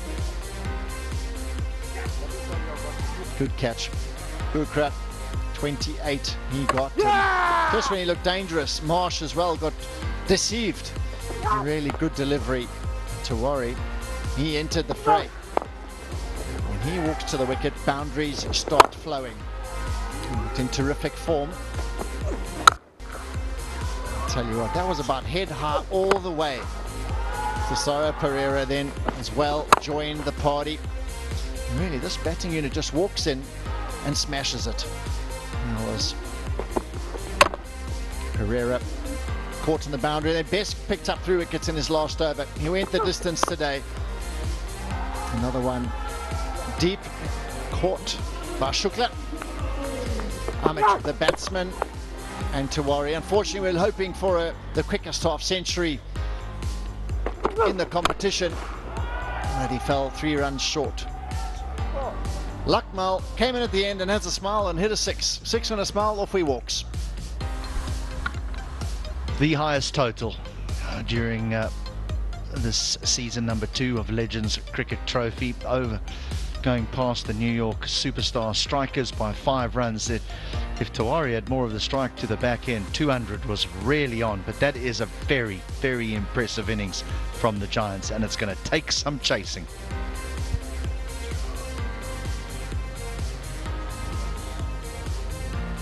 Yeah, they went the distance, the whole lot of them. Jagasar going at 10, and the most impressive is Shukla going at 10.3. 3 wickets for Tino Best, going at 13 to the over. They took a hammering, but they have an opportunity here to say, well, it's a good batting surface, but they're going to have to bat extremely well.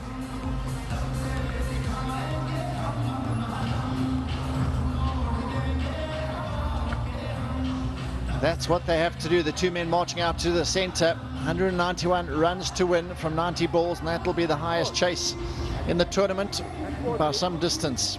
They've got a lot of work to do.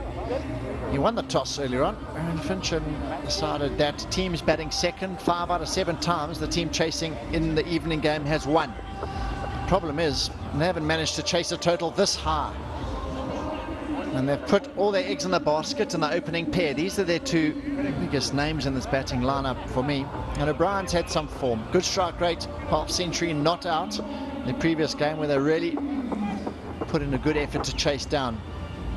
But they've got a decent bowling attack to face up to here. It's not going to be an easy challenge this, but they've got to get a big power play under their belt. 11 to the over. You know, not many bowlers going at under 10 these days towards the second half of the competition. Yeah, in their previous game, it was Jonathan Fu that walked out to open the innings and then was abruptly sent off the ground by the umpires because he had spent 7 minutes off the ground at the end of their fielding innings. And so O'Brien came in, opened the batting, got 50, and now he's at the top permanently, you would think. Here's Lakmal. Immediately off the mark.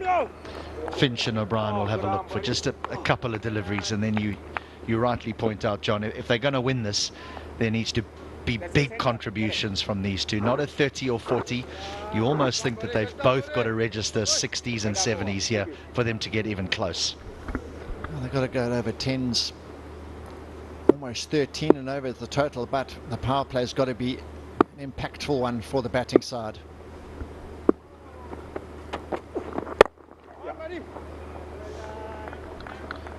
And the key to having a look, as we refer to it in cricketing circles, the key to having a look in these short format is still by scoring.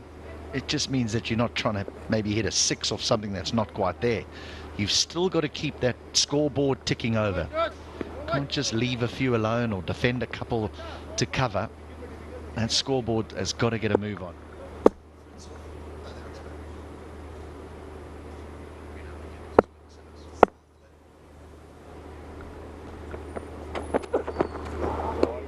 That'll help.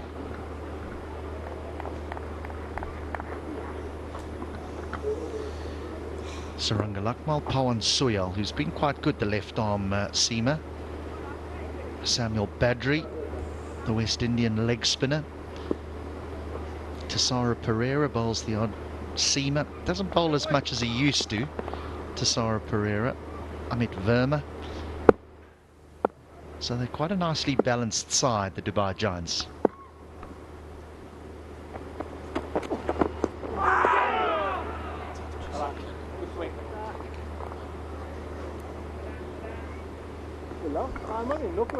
Stayed a bit low, that.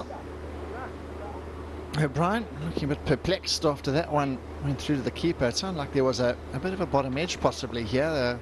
They're ready to go up for a huge appeal, but it didn't carry through to the keeper. It's a first show of intent, really, looking to really have a go at it. Length ball just stayed down a touch. So long on's dropped back, now third man up.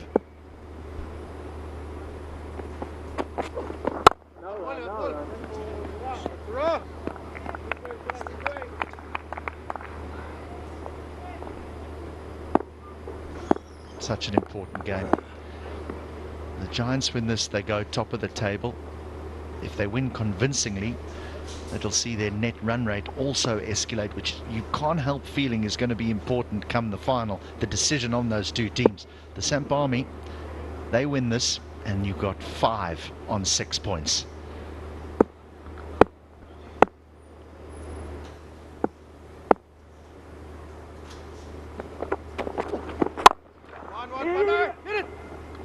Worth a throw, worth a throw.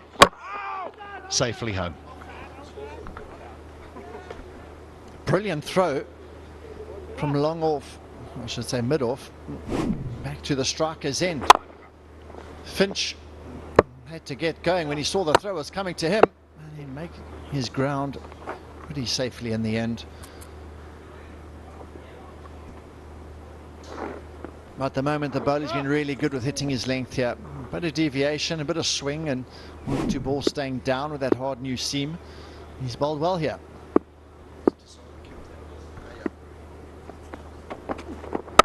I got it. Lovely first set by Lakmal. Good six, boys. 4 without loss.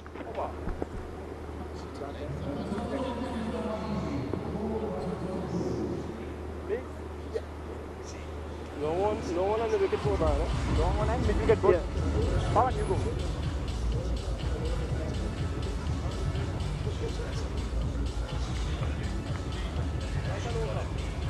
Don't yeah?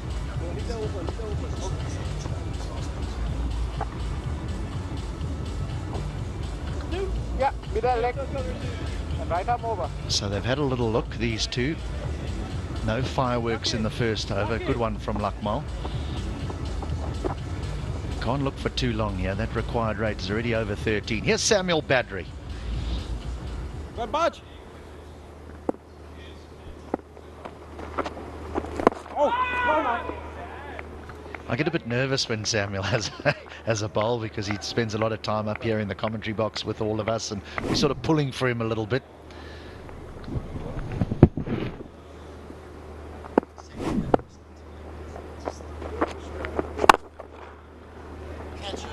All the way.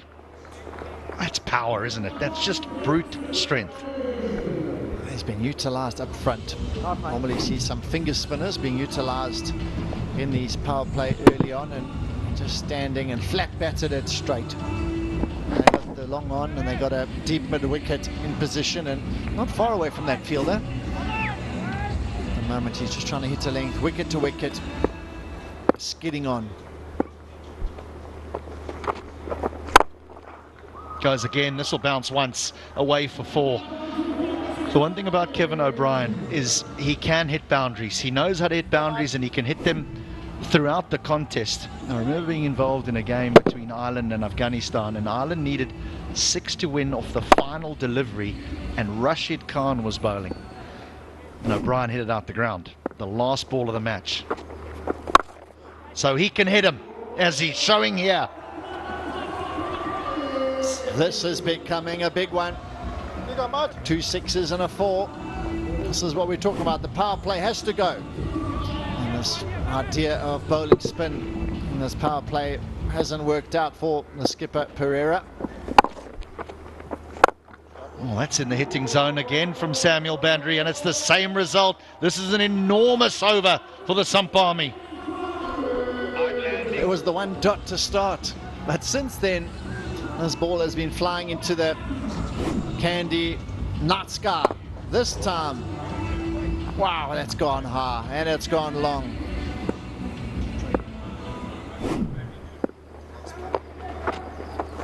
What? Well, he He was under threat to go for the most amount of runs in a single over, but Badri survives and doesn't have that title. 12 balls gone, 27 without loss.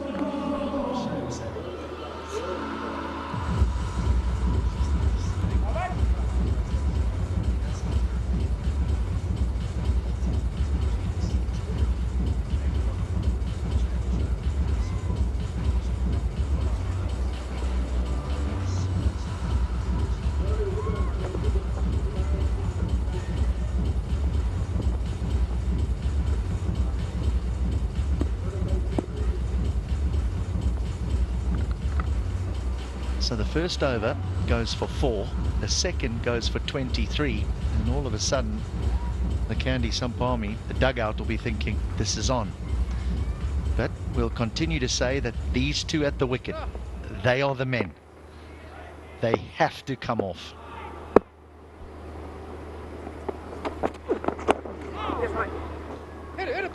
And it's not to say that others can't bat, it's just that it's a very, very big score, and these two have the power, in particular O'Brien. The way he's played this over, bludgeoning it.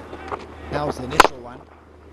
Same again, looking at it pretty straight, so a really good option, and then he opened up that left leg and smashed it, and that for me was the pick of them. Inside out, over long off.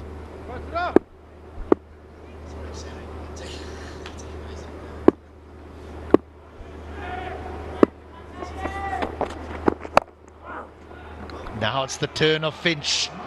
This one all along the carpet. A little laugh, a little giggle with his partner. He didn't middle this at all. But it's importantly his first boundary. Hopefully this just gets him in the mood, gets him into a rhythm here to start hitting plenty more boundaries. Halfway through the third over there, another over after this one to wrap up the first power play. At the moment, it's been brilliant from them. Unbelievable. The amount of boundaries that have been hit in this contest already.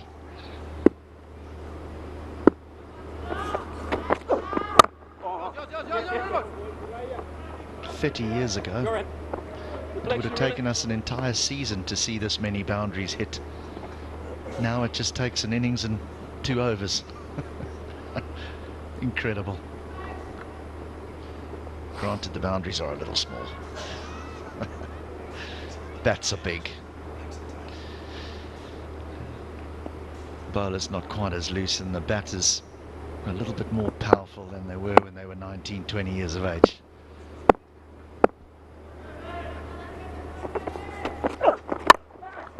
Oh, that's out the ground as well.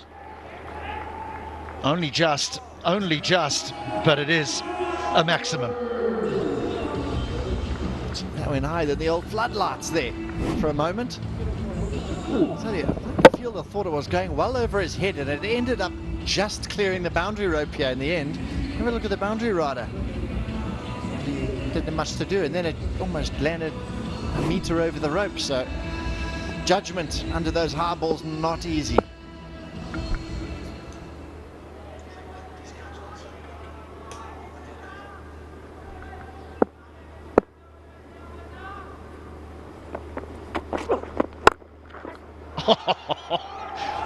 Wow, what an exhibition of hitting this is from O'Brien. 18 from the over already. There's just the delivery remaining. He's at the solitary 4 and then 5 sixes. That's what he's been up to. Yeah, he's not worrying about hitting along the floor. He's hitting it up in the air, and it's going all the way pretty much every time. Didn't quite middle that. He's got such a long reach. Those long levers helping him like well. He had a good first over, but they're taking to him here now. 18 off it already. That's going to clear him it off, and we'll skip away for 4. An expensive over, 22 from it. 49 without loss after 18 balls.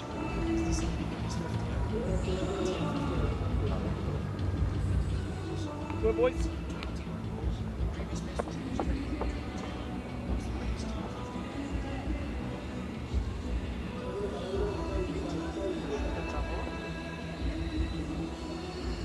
Lift arm over.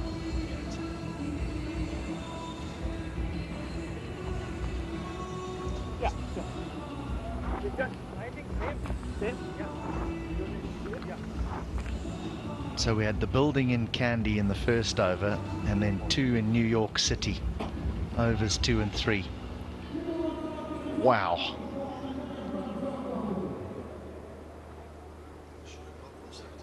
It's just been 2 overs of boundary hitting. Another look. He one-handed this one over mid-off. Didn't struggle. Tell you what, he has timed it. Even when he hasn't timed it, it's still a race to the boundary. 41 of 14, O'Brien. Now it's the turn of Finch, and he hits it out the ground, and that is the fastest team 50 in the tournament. Just the 19 balls it took for this unbelievable pair. You think of Finch, it feels like he hasn't faced much. We've just been seeing Kevin O'Brien launching it. But this time, he knew what was expected. A little bit of in-swing from Sual, who has normally taken the new ball in the power play in this tournament. He's under pressure already.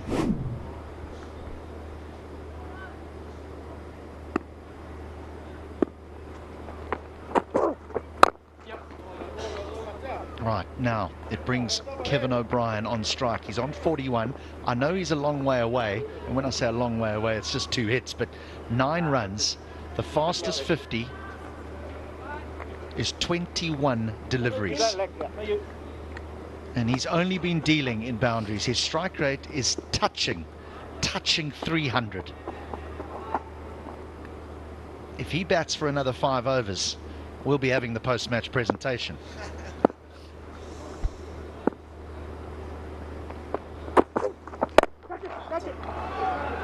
And, oh, is that taken? Is that taken? Tassara Pereira on the long on boundary says it's carried. O'Brien had a long look, but he's now making his way off the ground. The umpires will ask upstairs if it's a fair catch. I like the way he's asked, have you caught it? And he is set off. So front foot is excellent. Sual, but he splashed it a touch. A little bit high on the bat. Running in Pereira. Straight into that left hand, it looked like. Straight into the left hand, and that is a really great athleticism to get there. Looks as though the left hand has got it there, just got the fingers under it before the right hand comes along, and looks all right, that H. Yeah, for me that's out. For me that's a wonderful, wonderful catch from Pereira on that long on boundary. We've seen so many players over the course of this tournament back away from that 50-50 opportunity. Pereira said, no, this needs to be taken because this man is very, very dangerous.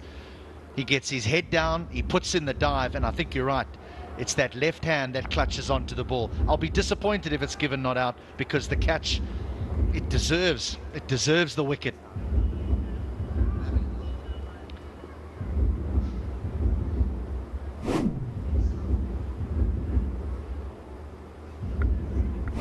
Just having one more look at it. The batsman's just waiting just inside the boundary fence at the moment. Looks to have got it in that left hand, and then he's rolled over thereafter. That looked like that left hand got it good, and the right hand came and assisted it thereafter. So from our side, it looks all right.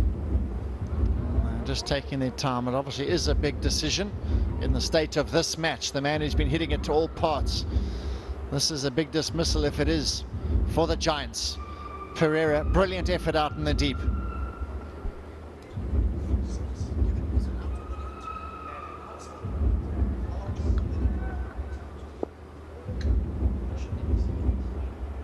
It's here where you see the ball go into the hand there.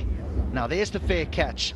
Now I think his finger's underneath it, and I think the right hand just comes and attaches itself to the ball. I think the left hand has taken the catch. Then he transfers the ball when he's rolling over. And no.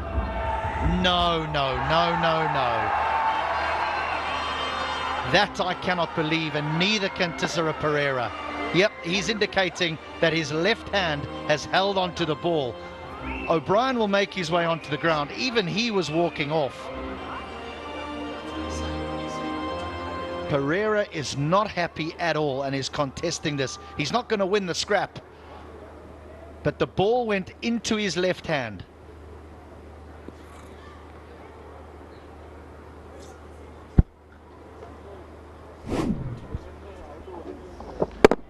There is another look at it, running in brilliantly. He ran in, he looked to take it clean, so I don't know what's going on. Here we go. Hold on there, Finch.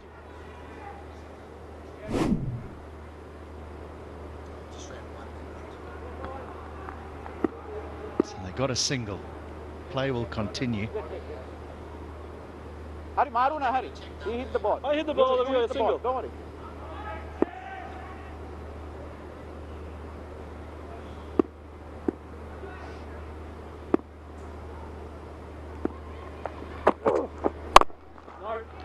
Well, we'll take a breath here, but let's just understand that when a fielder claims a catch and then it gets overturned, he as a human being feels as though he's been undermined. So you can understand why Tissera Pereira is upset. He really felt that that was a clean catch.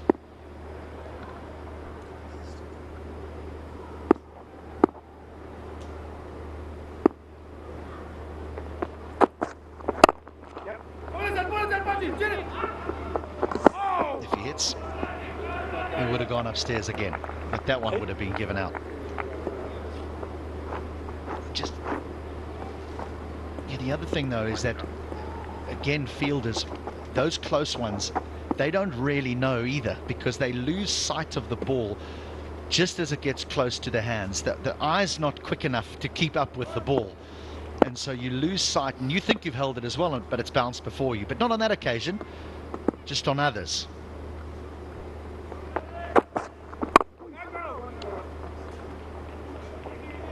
So Suyal recovered well after the first one went out the ground for 6. He's over goes for 10. That's the power play done. 59 without loss.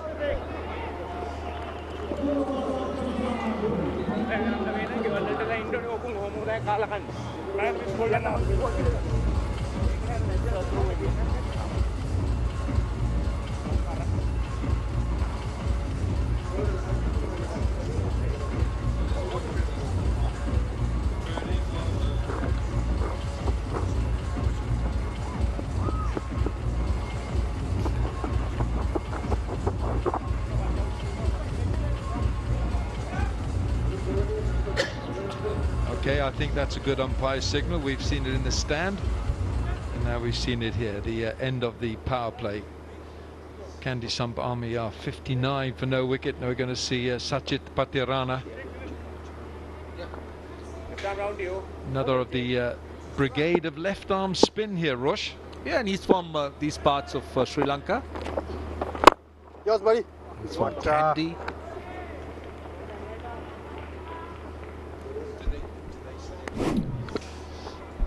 Well, this is the controversial catch. Come, buddy. Come on. In my book, that's out. In my book, that's out. Up and over extra.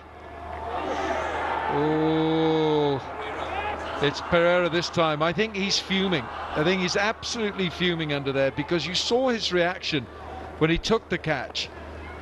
Sometimes in the modern cricketer, when you know it's not out, there's an element. Catch him now, Patrick. Oh, O'Brien, they still can't catch him.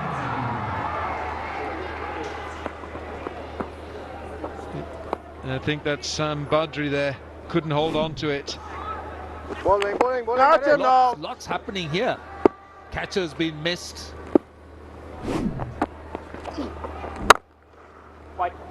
That's 4. The fielding has been a little bit below par here. Well, Tissera Pereira, I'll tell you what, that catch, he'll be very, very unhappy about it. To all of us, we did think that was taken cleanly, but this is not great fielding. Levy had extra cover. 2 chances missed before that. Oh, well bowled, buddy. Good.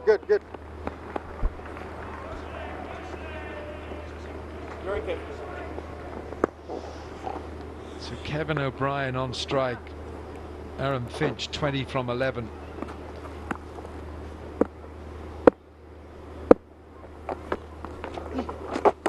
Oh, the keeper's missed it.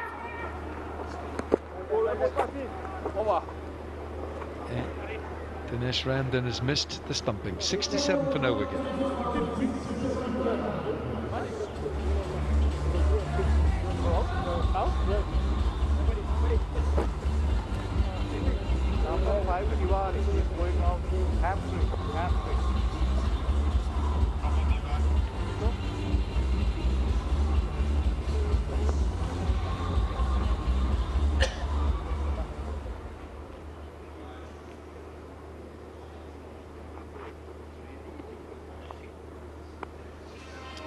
Well, at the same stage, after 30 balls, the Dubai Giants, who themselves got off to a racing start, were 52 for 1. The Kandy Samp Army are 67 for no wicket.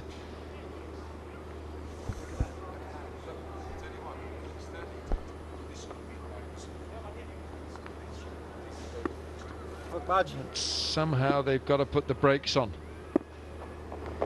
Samuel Badri. Oh, he bowls him with the wrong one. Samuel Badri, former world #1 in the T20 rankings, knocks back Aaron Finch. See, this is his strength. He tends to push the ball through quickly. That's skidded on, didn't turn, attempted wrong one, but just went straight through. It's the pace of the pitch. Finch was giving himself a bit of room, but just couldn't get the bat on time. It just rushed through and bowled in 20 of 12. Sampami now 67 for 1. They'll want to check the front foot of Samuel Badri. I think that's fine. He's well in.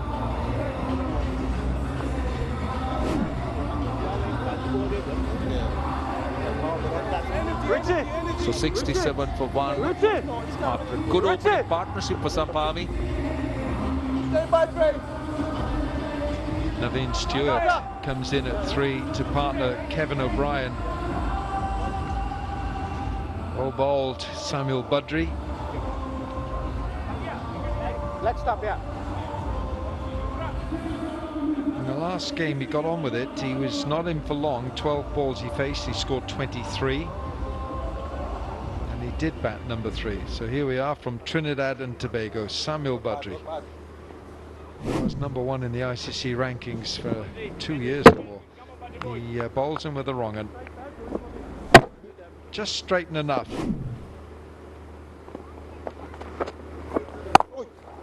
One. Sachit Patrina's last over was eventful. There were many opportunities. This was the first one. Tissara Pereira would have been fuming as it came his way. He tried hard and then dropped it. Catch him now, And then Badri. the next one, Samuel Badri, this he's made a great effort, got both hands. And the last one was Dinesh Ramdan. The batter was way down the pitch. Kevin O'Brien was looking to charge and completely missed it. So that was eventful for Sachit Patrina. There's a lot going on.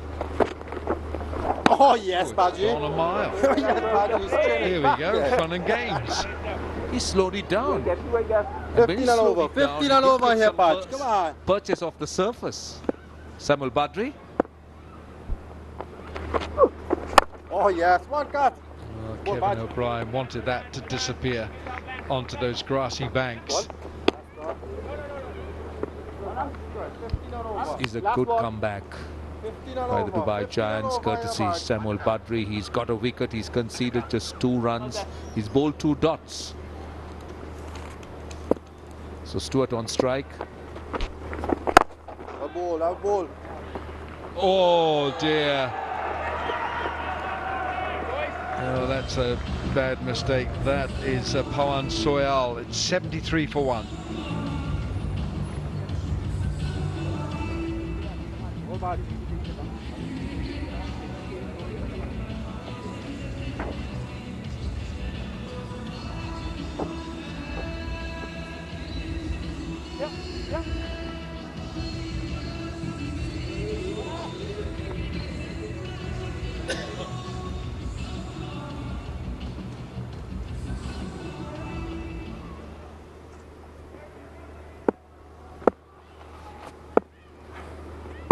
Paterana. Kevin O'Brien. Has he got enough? Oh, yes, he has. It's a half century, a consecutive half century for Kevin O'Brien of Ireland. This has come from 23 balls. He certainly packs a punch, doesn't he? That was just short of a length. And he got it to a wide long on. Don't know if he's got enough. I don't think he has. He's gone this time. He is gone this time. Pavan Sual takes the catch.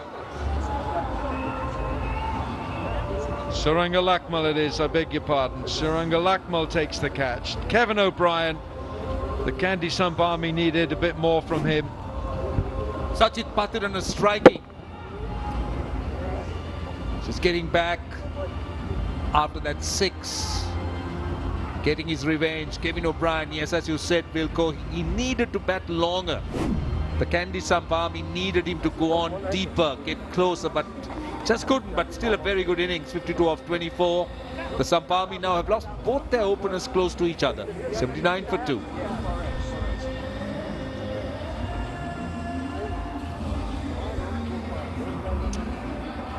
Jonathan Fu, West Indies. Well, he's been striking well. Strike rate is good. And Paterana, Kevin O'Brien knew he had to get on with it. Lakmal underneath it for some time. Well, Kandy Samp army's strength have been Finch and Kevin O'Brien, but now it's a real test for the middle order. Fu is just in. Stewart has made 5 of 2. They're required to go at more than 12 runs, almost 13 runs and over, which is asking for a lot. So you just can't afford to play those dots in. You should be looking for runs from ball 1. Yes. Fu gets off the mark. They'll look to knock it around first till they just settle in, and then hopefully would be looking for those big shots. But it's about batting consistently. It's about maintaining that rate consistently over those next 40 to 50 balls. Well ball, well ball. Good. Keep going, boy. Want to spin. The score in isolation looked very impressive, 80 for 2 of 40. But when you look at the target, ball long. Now that's wicket number 3. That's the problem here. That is exactly what I'm talking about. Patirana strikes again. So when you're up against such a big score and you've got to make those runs, well, this is the challenge for a new batter. That's one stroke that Stewart will not want to see again. It's gone for 5, 80 for 3.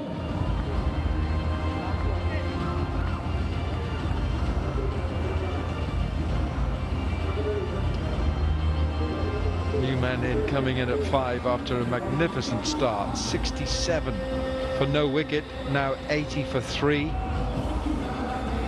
Is this Rahul Yadav? I think it is. Yeah, Rahul Yadav, who kept wicket.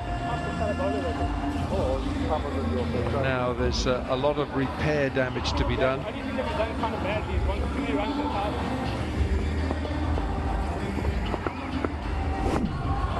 I think this is premeditated. He's already decided to come down, and it's a horrible cross-batted horizontal swat that doesn't bring any reward whatsoever. So now we've got Fu and Yadav starting afresh. 80 for 3. Oh, you want him out, Baji? Bowler. Good bat. Keeper. Trouble. Oh, Baji. Goodness me. And now the fielder's feeling his shoulder. 80 for 3. That's good.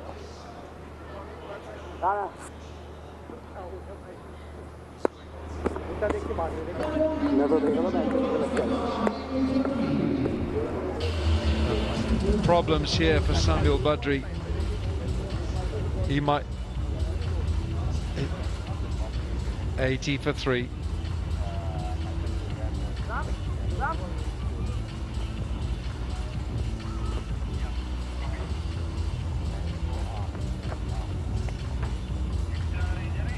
that looks very sore and very problematical for Samuel Badri. He was the man at cover who threw in quickly here. Now this was the ball coming to Badri. Badri's done well here, picks it up.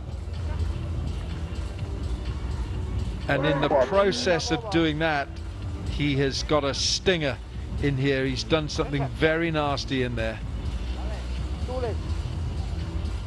And I'm no medical man, but Roshan Abasinghe is. What's he done there, Roshan? Neither am I, Wilco. Dr. Abasinghe, what's he done? I'm just telling you what I can see. He seemed to have damaged his elbow. That's my diagnosis, or the prognosis, or whatever you may call it. Well, we go past a few hospitals and a few places on the way to the ground, so maybe he'll end up there tonight. Here's Tissera Pereira. Out! Richard Levy has taken a catch, but he's a big target to get past, and the South African holds on. Tell you what, wickets are now starting to fall. This is the pressure, this is the scoreboard pressure. What a catch that is. Didn't have to move much. Richard Levy just had to dive to his left, and he did well. Tissera Pereira cannot hide his amusement, but Fu goes for 1 of 2. Kandy Samp now 80 for 4 of 43 balls. Well, now I think it's going to be the timeout.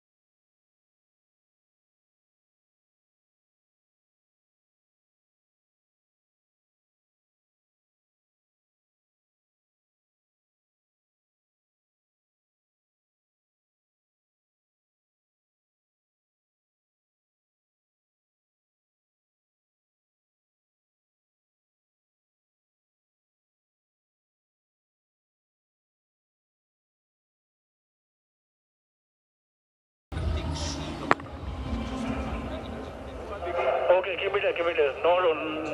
No focus. After we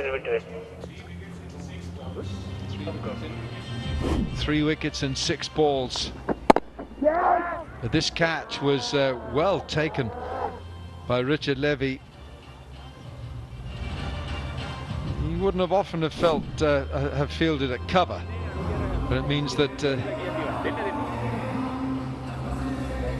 Giselle Karia has come in now, and 3 wickets in 6 balls. The Kandy Samp army are in disarray, and also for the Dubai Giants, Samuel Badri has gone off with what looks to be a very nasty arm injury.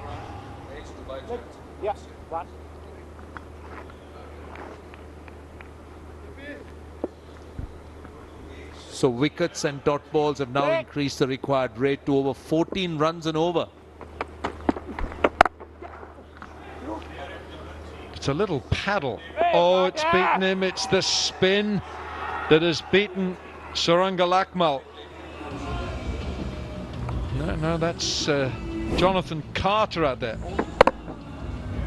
It's Jonathan Carter here is on the field. He's on the field for Samuel Badri, and he is completely misread the spin. He's overrun the ball and completely wrong-footed.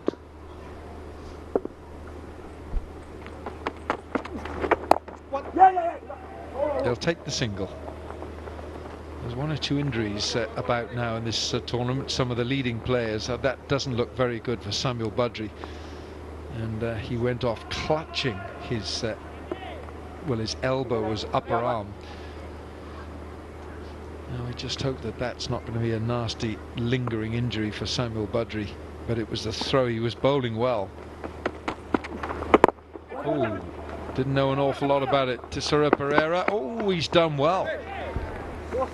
Needs to be careful. He's just seen Samuel Badri struggle after a throw like that. It was more of an underarm throw from Badri. Tisera Pereira too was throwing on the turn. Sudden jerk. Of course, Pereira he's into cricket and he's playing. He's at the moment he's a current player in the leagues around the world.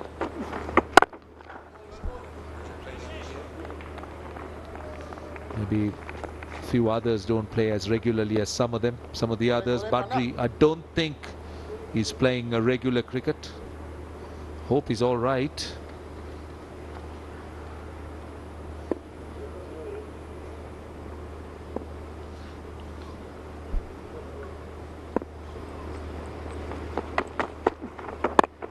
Or bowled again from Tisera Pereira. End of the over. It's 88 for 4.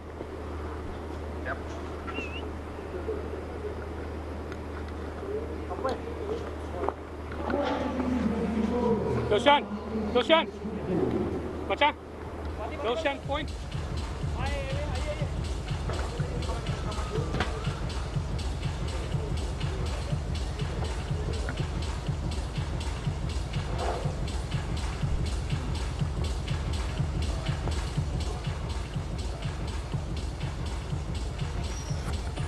Lovely views from our drone of the Pellekele International Stadium. Samp Army needing 103 from 42 balls, a huge ask. They've just lost 4 wickets now. They were 67 for none and they've gone to 80 for 4. So a massive collapse. The Dubai Giants looking really strong here at this moment in time. Oh, you run out. Good, good. Good effort, boy. Well ball, Pate.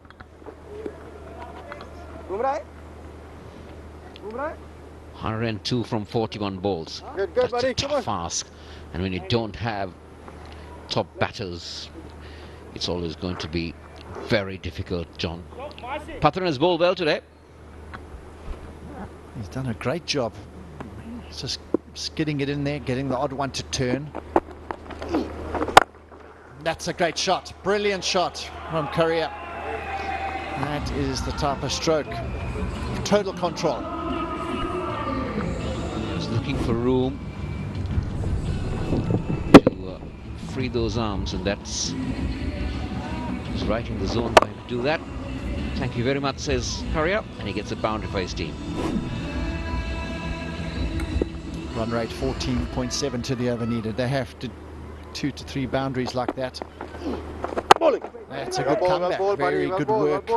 And off his own bowling and good energy levels. You've got to say that this Dubai Giants team has really thrown themselves around. Unfortunately, a few moments ago we saw Badri just injuring himself and leave the field, but they have been excellent. Levy throwing himself around. Pereira also doing the same. And there he goes off with a medical staff, and hopefully he's going to be okay. Doesn't look good. Could have been a elbow or torn bicep muscle. That could be one of those issues. He's struggling to straighten that arm now, so it's really sad to see, and we wish him all the best.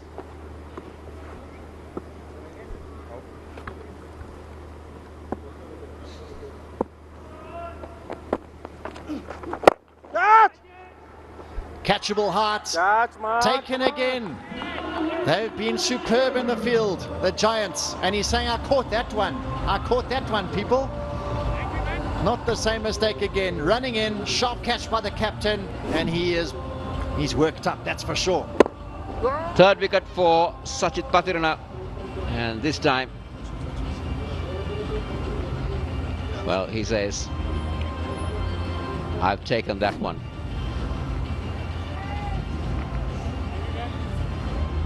So that's the end of Yadav. It's 94 for 5.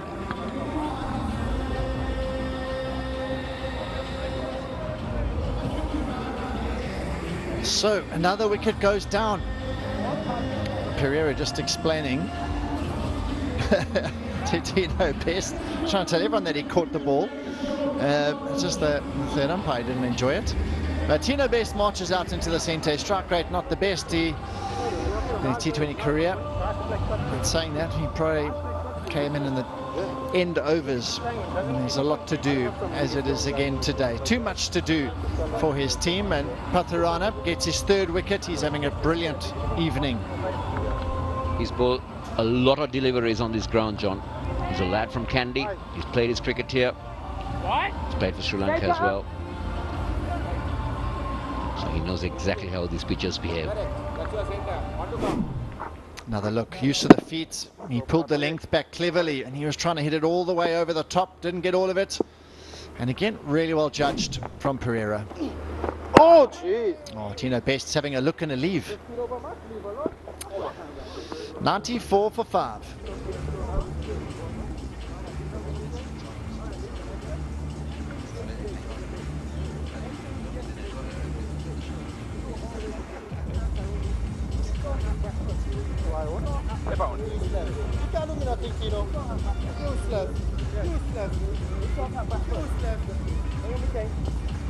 Yeah. You talk at breakfast, buddy. You talk at breakfast. Not over here. Kandy Samp Army at the moment, 94 for 5. The problem is, I need 97 of 36 balls. A huge ask. Catch it, called, and that's in the gap for 4. That's what they need. Boundaries, plenty of them. Well, it is a tough call to get these runs, but this time Korea getting it into the gap, he'll get a boundary. It's welcome. That margin is very crucial going forward in the tournament, John. So that's what Sampampi needs to think of. Right, the huge commanding win. Their net run rate will shoot right up top. Two of the sides above them, well over 2 in terms of the net run rate. Big heave-ho on the onside. Not the prettiest of strokes, but got a toe in. It looks like the wicket's a little bit more up and down as this evening has gone on. Particularly earlier on when Lakmal was bowling, a couple length balls just seemed to squat on the players. And I'll tell you what, when Dubai Giants were batting, it didn't look like it was doing anything, just straight onto the middle of the bat. I thought the bowlers coming onto the bat very well when they were batting, but suddenly, maybe also the change of pace that these bowlers have brought in.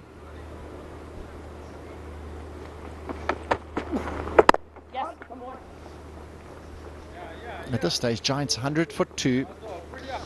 The Samp Army bring up their 100. 5 wickets, that is the problem for them.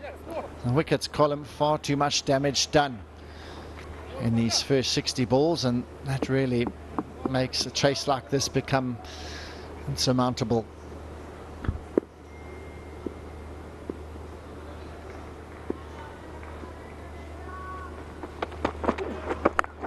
Oh, toe end and well stopped. Rammed in behind the stumps. Good work from him. To set a pair up, as the years have gone by, his action, that arm has gotten lower and lower. He doesn't really come from top anymore. I'll tell you what, in his prime, obviously, he could really ramp it up and bowl with some extremely good pace, and his hitting, left-handed power hitting, he's always been an unbelievable package. And we see his fielding as well. You can understand why. Straight up, that is high. Levy circling, under it, out. Pereira in the wickets column again, and the owners are certainly very chuffed, and so is Richard Levy. Great catch from him. There you go, another lower arm delivery. You couldn't blame the batsman, they really need to get a move on, but Richard Levy, he's been good in the field, he's moved around very well, and those are bucket-sized fingers, or hands, I'll tell you. Jason Karia goes for 16, it's 100 for 6.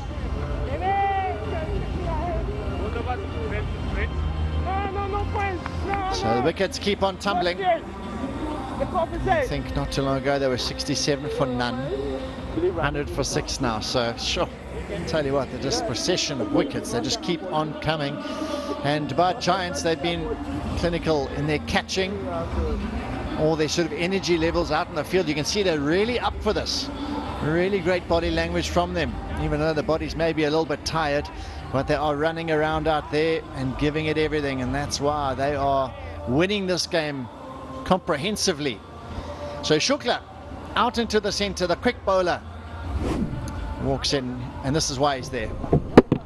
Again, a low arm delivery. You couldn't blame Karia, but I've been very impressed the way they fielded to catch. Richard Levy holding on to a good catch. Last ball of the Pereira over. He's got 2 for 14. And did he catch it? And, he's gone. He's gone. He's gone. He's gone. There you go. Thisara Pereira has bowled a wonderful over. There you go. That was hit back pretty hard by Shukla. And Pereira, almost taking evasive action, holds on to that catch and picks up another wicket. Oh, I tell you, self-preservation. That is brilliant. Shukla walks in and he walks out. Pereira has got him caught and bowled for none. First ball, Samp Army 100 for 7.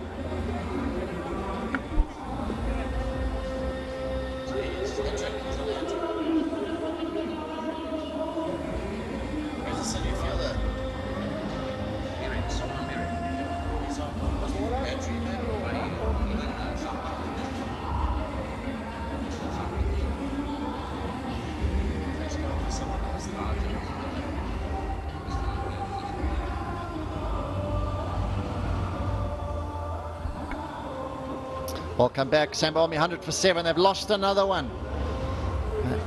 And Pereira, he is going to be on a hat-trick. If he bowls again as a skipper, surely he will. He will bowl another over. Surely he must. There's a bit of a problem in terms of the next batsman in. And will he be timed out? Is the stopwatch on? That's the question. He's running down the stairs. Who is that? Let's have a look. A new batsman. I tell you, there's a cat amongst the pigeons in the dressing room right now. And he's got to take guard and all those sort of things. Jagasar, he's marching out there, and maybe they just loosen up the laws a little bit here to allow him a little bit of time to get ready. But John Ross Jagasar, he was scrambling for kit in the change room, that's for sure. Well, this is why he's had to rush out, because Shukla has offered Thisara Pereira a cotton bowl. 100 for 7. You're talking about timed out. We had one recently, isn't it? That's right.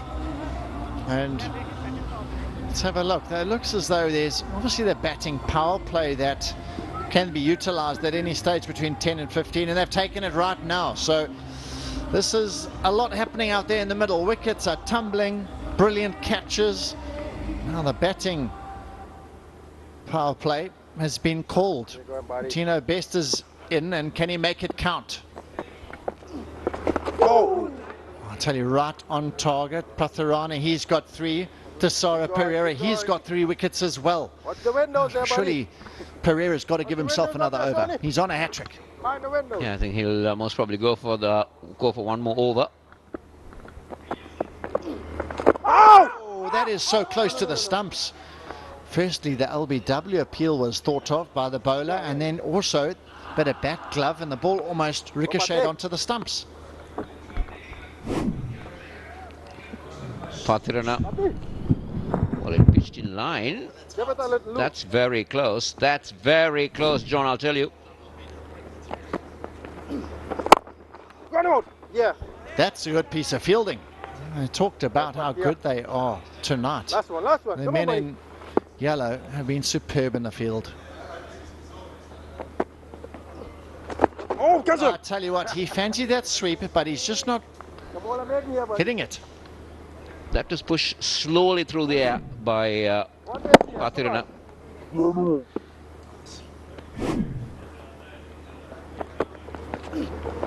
Oh! Come on! Yes, He's got a edge to that. Tino Best has to make a walk back to the dugout. So Pathirana picks up his fourth. Tino Best is trying to hit that over cover, but only found the gloves of Dinesh Ramdin. Too good. They have been too good. Samp Army have just wilted under the pressure. Tino Best is gone for a single. Samp Army now 100 for 8.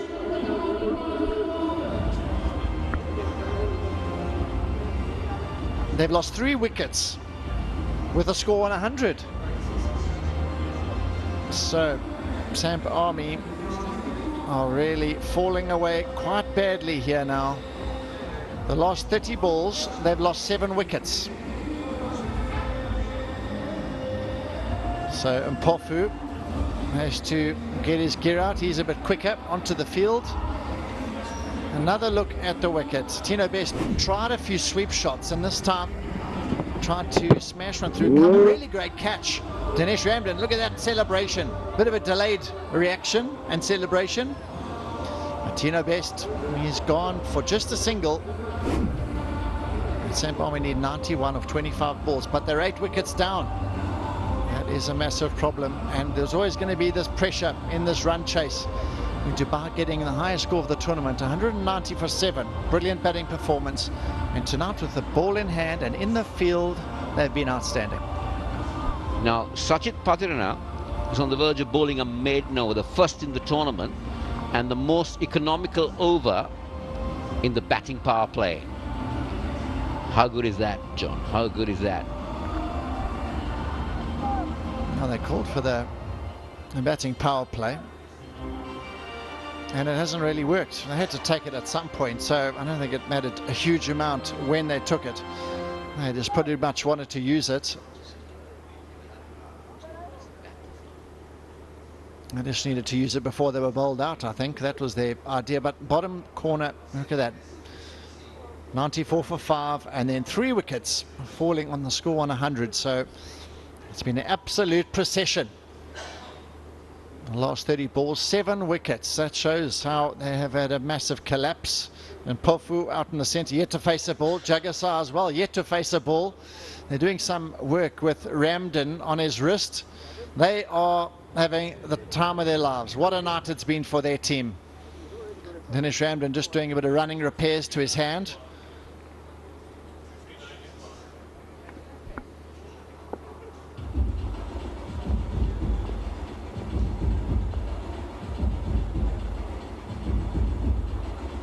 Loving the matches, loving the game. The family is all here. All the fans. Lovely time with family. Give us a smile, give us a wave. Have your moment. All the family, they love the Sri Lankan shirts. And there they are, enjoying every moment. It's been a nice evening for everyone that's popped down to watch some superheroes. A couple of their legends that have played for Sri Lanka, as well as players from around the world that have thoroughly entertained us so far.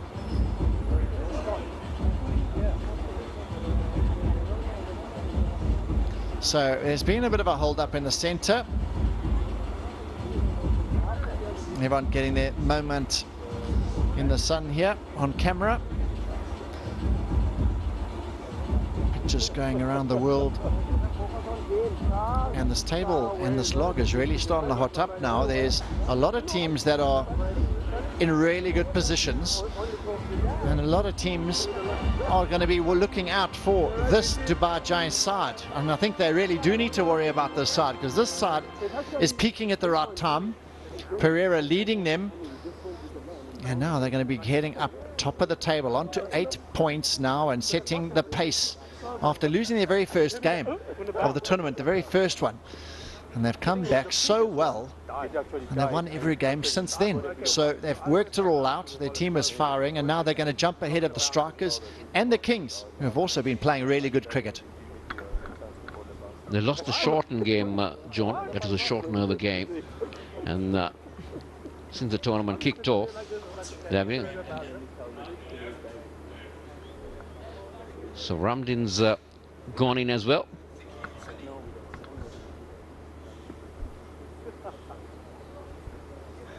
Interesting chat going on there.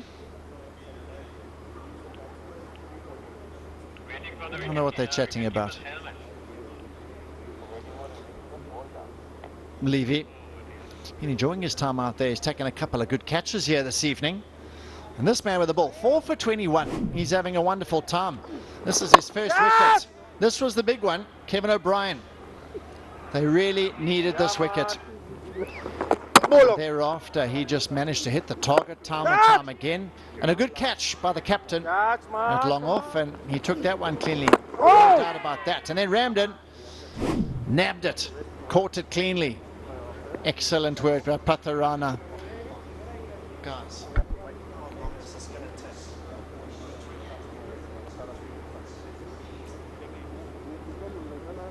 Okay, you've had a brief problem. Ramden, he's had to leave the field, it seems. Some putt, he's going to be taking the gloves over. Okay, please, center. Thank you. He is a substitute fielder. He's the brother of Tilakaratna Dilshan. He's now going to do the duties behind the stumps. So we are underway again.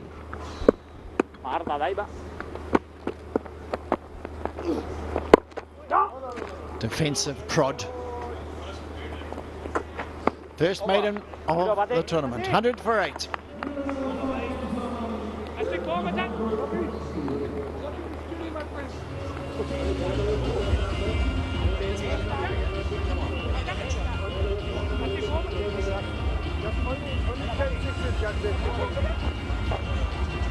Only 10 sixes, Jack.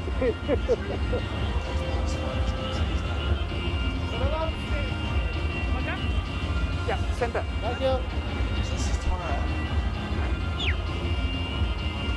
Having a look at tomorrow's Legends Cricket Trophy action.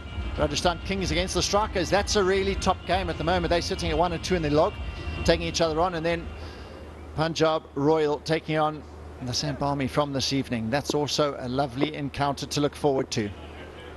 He's on a hat-trick. Oh, he timed that, and Richard Levy throwing himself around. What is happening here? Really fielded well today, John. Brilliant bit of fielding from Richard Levy again. And hope he's not injured anything. Is it broken, my boy? They're falling apart out there, some of the players. Edged, and it's gone through gully, so that's ends a succession of 10 dots in a row. And Samp Army have just hit a massive speed bump here, and they've just kept losing wickets and just pretty much dead and buried now.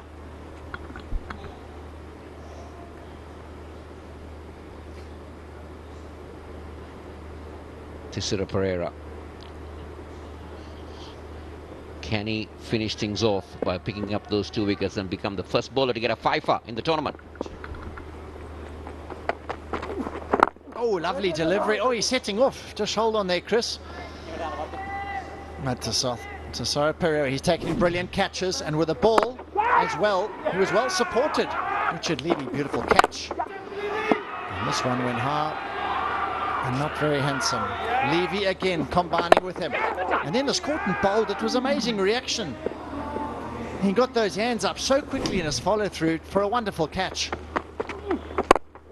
This time, Mpofu, not sure how to describe that stroke.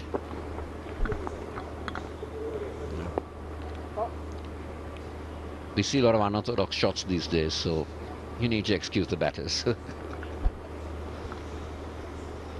Jagasa, he's just faced 2 deliveries so far, 89 of 20, run rate 26 to the over required.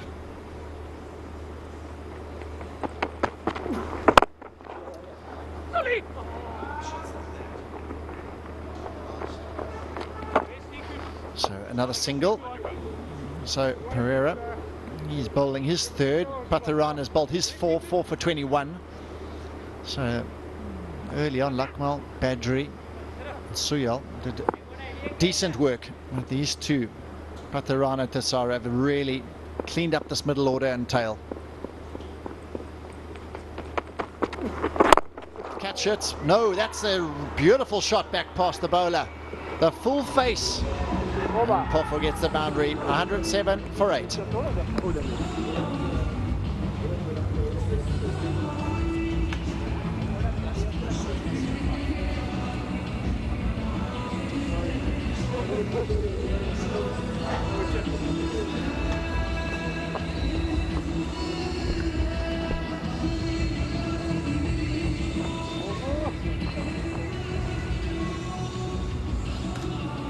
Up.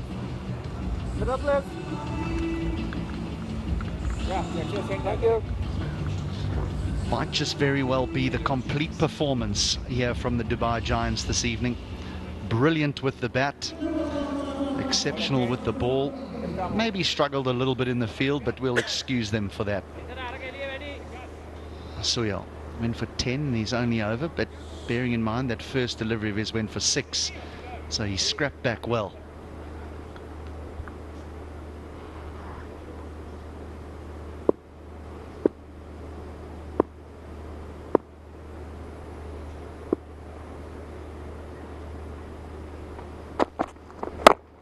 Yeah.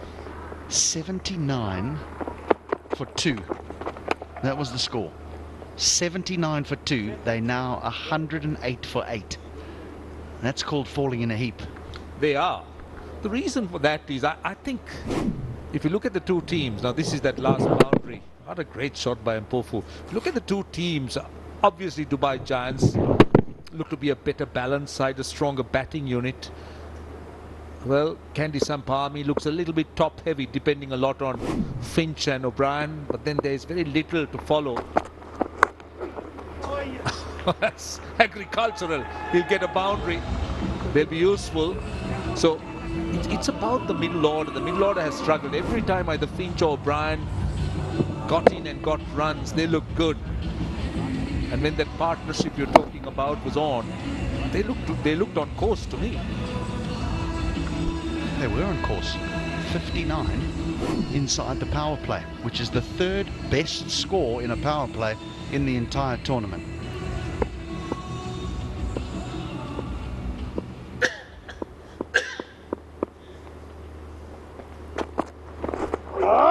How's that not bowled him? Look at the keeper, Tilakaratne Sampath. This guy, I'll tell you what, these guys are all-rounders. He opens the batting, he keeps wickets. Take a look at this. He's an off-spinner. He bowls with a new ball. He is almost the carbon copy of the brother. Dilshan could do all that, started as a wicket-keeper, and Tilakaratne Sampath is following in his footsteps.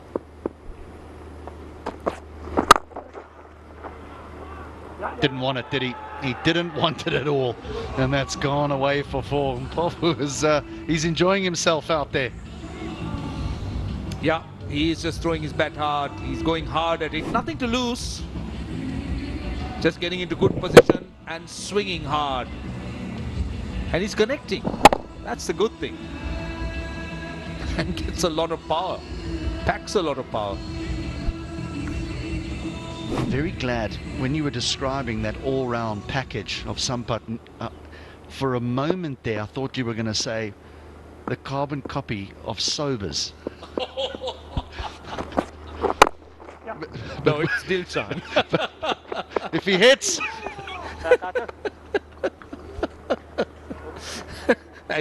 You've been wicked here. HD. I was only going as far as Dilshan. That's why I even said that he started following him, doing almost everything the brother was doing. No, you recovered well. You recovered well.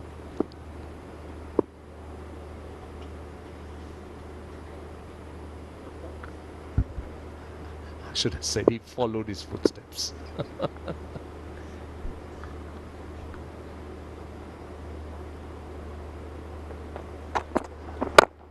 Wait. Well, these two have made it look easy. End of 78 deliveries, 117 for 8.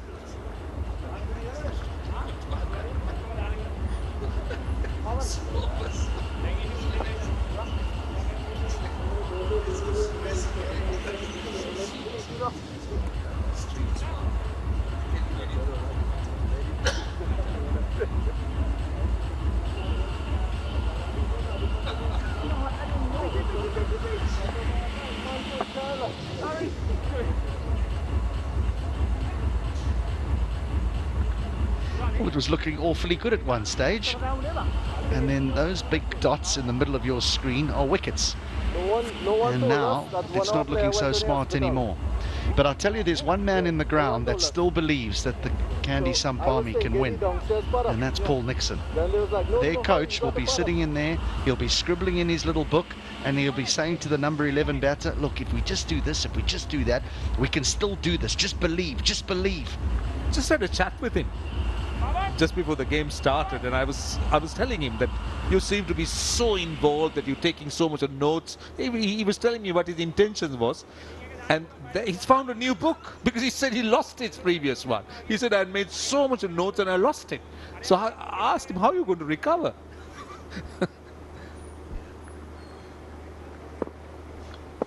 Very positive man, Paul Nixon. Right, Mpofu is 14 from 8. He's hit 3 fours. He wants another. He might have one. He might just have one. He does, you know. He's connecting them very well. What he's doing well is he's sitting on the back foot. So he's ready for the short ball, and being a tall lad, he's got good reach. Those levers are good. Just look at him. He's on the back foot. It's dropping, and he's able to get down quickly. Long levers. And the thing about these fast bowlers is that when they do retire from the game, they talk more about their batting innings than they do about their bowling performances. So for Chris Mpofu, he will be telling everyone tonight about that on drive. Is that because they're far and few? They love batting. All bowlers love batting, and it's probably because back in the day, now we're going back to your day and my day, in that bowlers never really got a bat in nets. They would say, right, the top 6 are just having a bat tonight. Bowlers, you can have a bat next week, Wednesday. So they got a bit upset, you know, because then they were always asked to go and save the game on the weekend. So they like to show what they can do, and Mpofu certainly is doing that. He's so engrossed, he's looking for a second run. He wants a strike back. He's enjoying himself.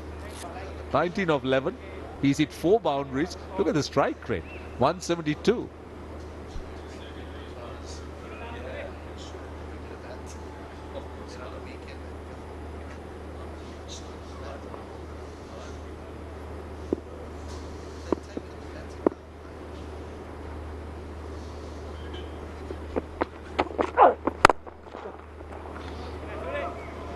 These two haven't put a foot wrong. The partnership is now 23 from 17.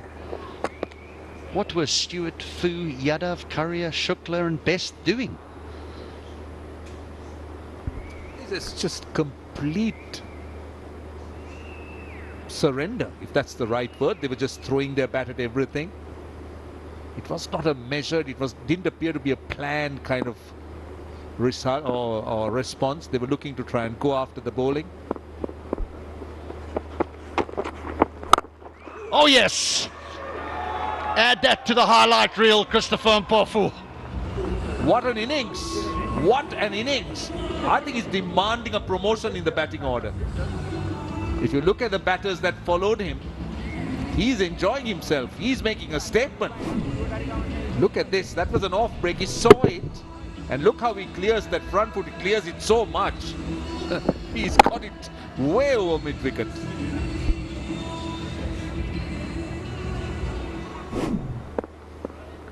Now the second highest score in the innings.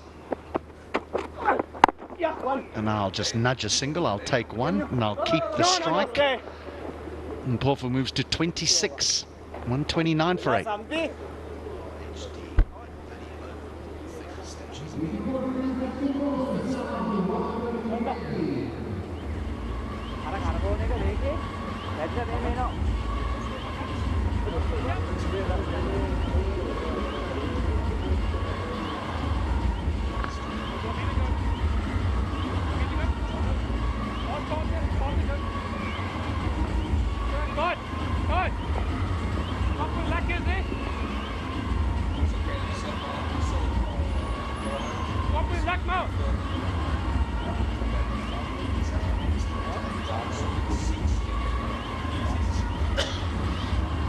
What will this do to the Dubai Giants' net run rate? Well, the mathematicians will be onto that shortly in the next 6 deliveries. We'll be able to update that after the match. But it's certainly going to help, because there's still 61 needed. And this is the final over. It's smeared through cover.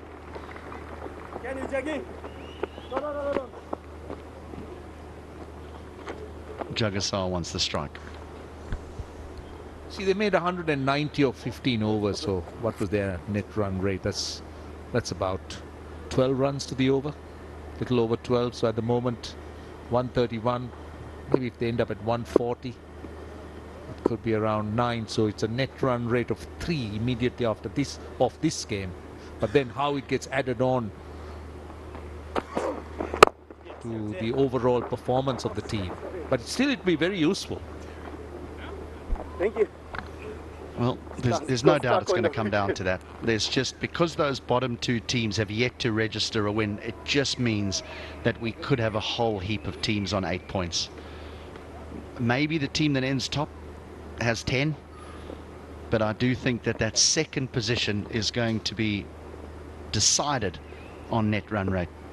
I know we're still a few days away from it, but it's looking awfully a lot like that.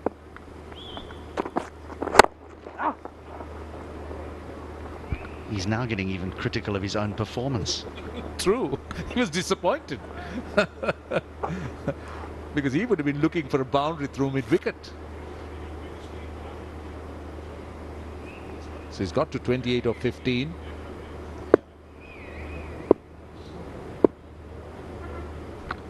Dave Houghton, the coach, sitting alongside Fidel Edwards.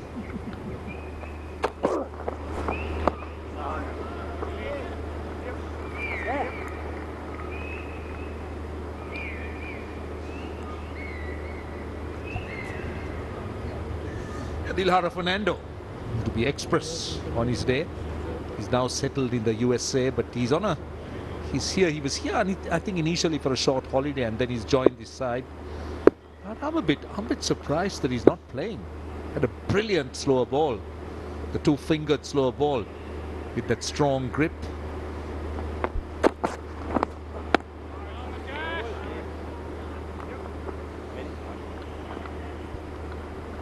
This fella's had a good tournament. You know, hasn't come in with a huge reputation, but he's never let his side down. There's been an over here or there where he's been expensive, but he's always scrapped his way through his quota of overs. Soyal again today, he's gone for 23. So just the 1 ball remaining here.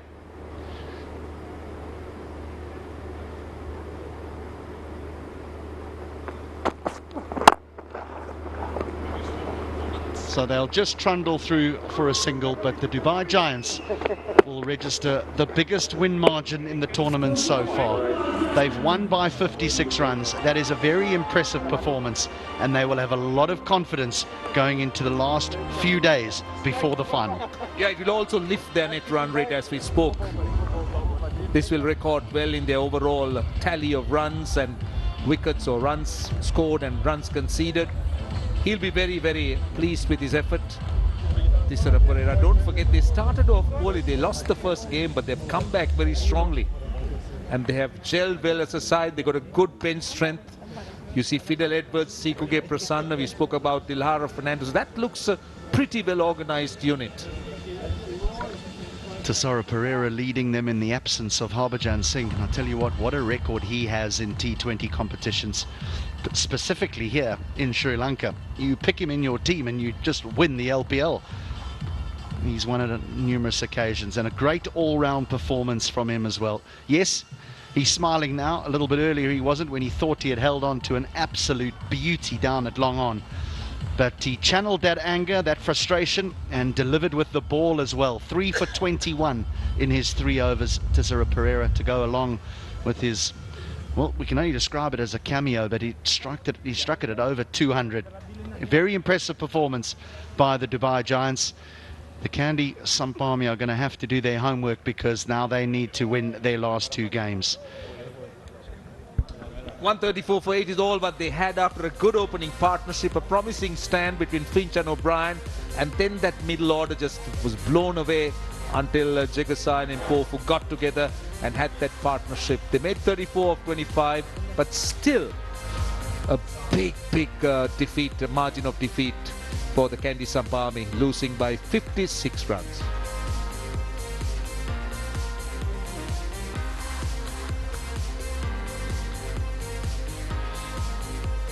Yeah, they had to recover because the opening two went for a few up front, Badri and Lakmal. But then the recovery, Patirana 4 for 21 in his 4 overs, in his 24 balls. He was given that opportunity to bowl the extra one, which is allowed in this format, and Tisera Pereira's 3 for 21. They just changed the way that this match was going. So a very impressive batting performance. The Giants 190 for 7 runs all through the batting order. Marsh 53, Tavari 47, and the Samp Army 134 for 8. They were actually lucky not to get bowled out. The last couple putting on a few, 34 of 25. But in the end, the Giants win by 56 runs. So let's go downstairs now and join Ash, who's with Tisera Pereira. We sure witnessed a very interesting match tonight with Dubai Giants winning, and I'm down here with Tisera Pereira, the captain of the winning team. First of all, Tisera, congratulations on your win tonight. And we're talking about 190 with the highest score of the tournament. You're now on the top of the table. What are you feeling right now? Actually, as a captain, I'm really proud of my team, because of the, we should score more than 160 because of the, we never know about the dew. So that's why, luckily today, no dew here. So that's why we targeting at least 170 now. We scored more than 170. Yeah. And talking about the match today, we sure had a lot of ups and downs with catches being missed. Did you feel the team was under pressure? No, actually, something happened, but it's happened in cricket, we never know about that. So if less mistake team, definitely the end of the day, the winning side. Now, on top of the points table, and run rates is important. What is your plan going forward? Actually, we going by one because of we never think about the run rate. But if we play our best cricket, definitely we finish on top. And on a lighter note, you seem to be playing cricket with a smile no matter what. What keeps you going? Actually, that is my style. But if you have any pressure, it's really difficult. But if you calm, it's really easy to play cricket. That's amazing. Congratulations one more time, and all the very best Thank going forward. Over to you, Combs. A little handshake there for good measure. Well played. Good innings from Tisera Pereira. So the Giants, they go top of the table with 8 points, and they have improved that net run rate. Still not as good as the Kings and the Strikers, but they have the win, and that's the most important thing. The Kandy Samp Army, they've got a couple of games to go, but you would think that they've got to win both if they want to get through to that final on the 19th of March. So we're off to a break, but don't go too far, because when we return, we'll have the post-match presentation.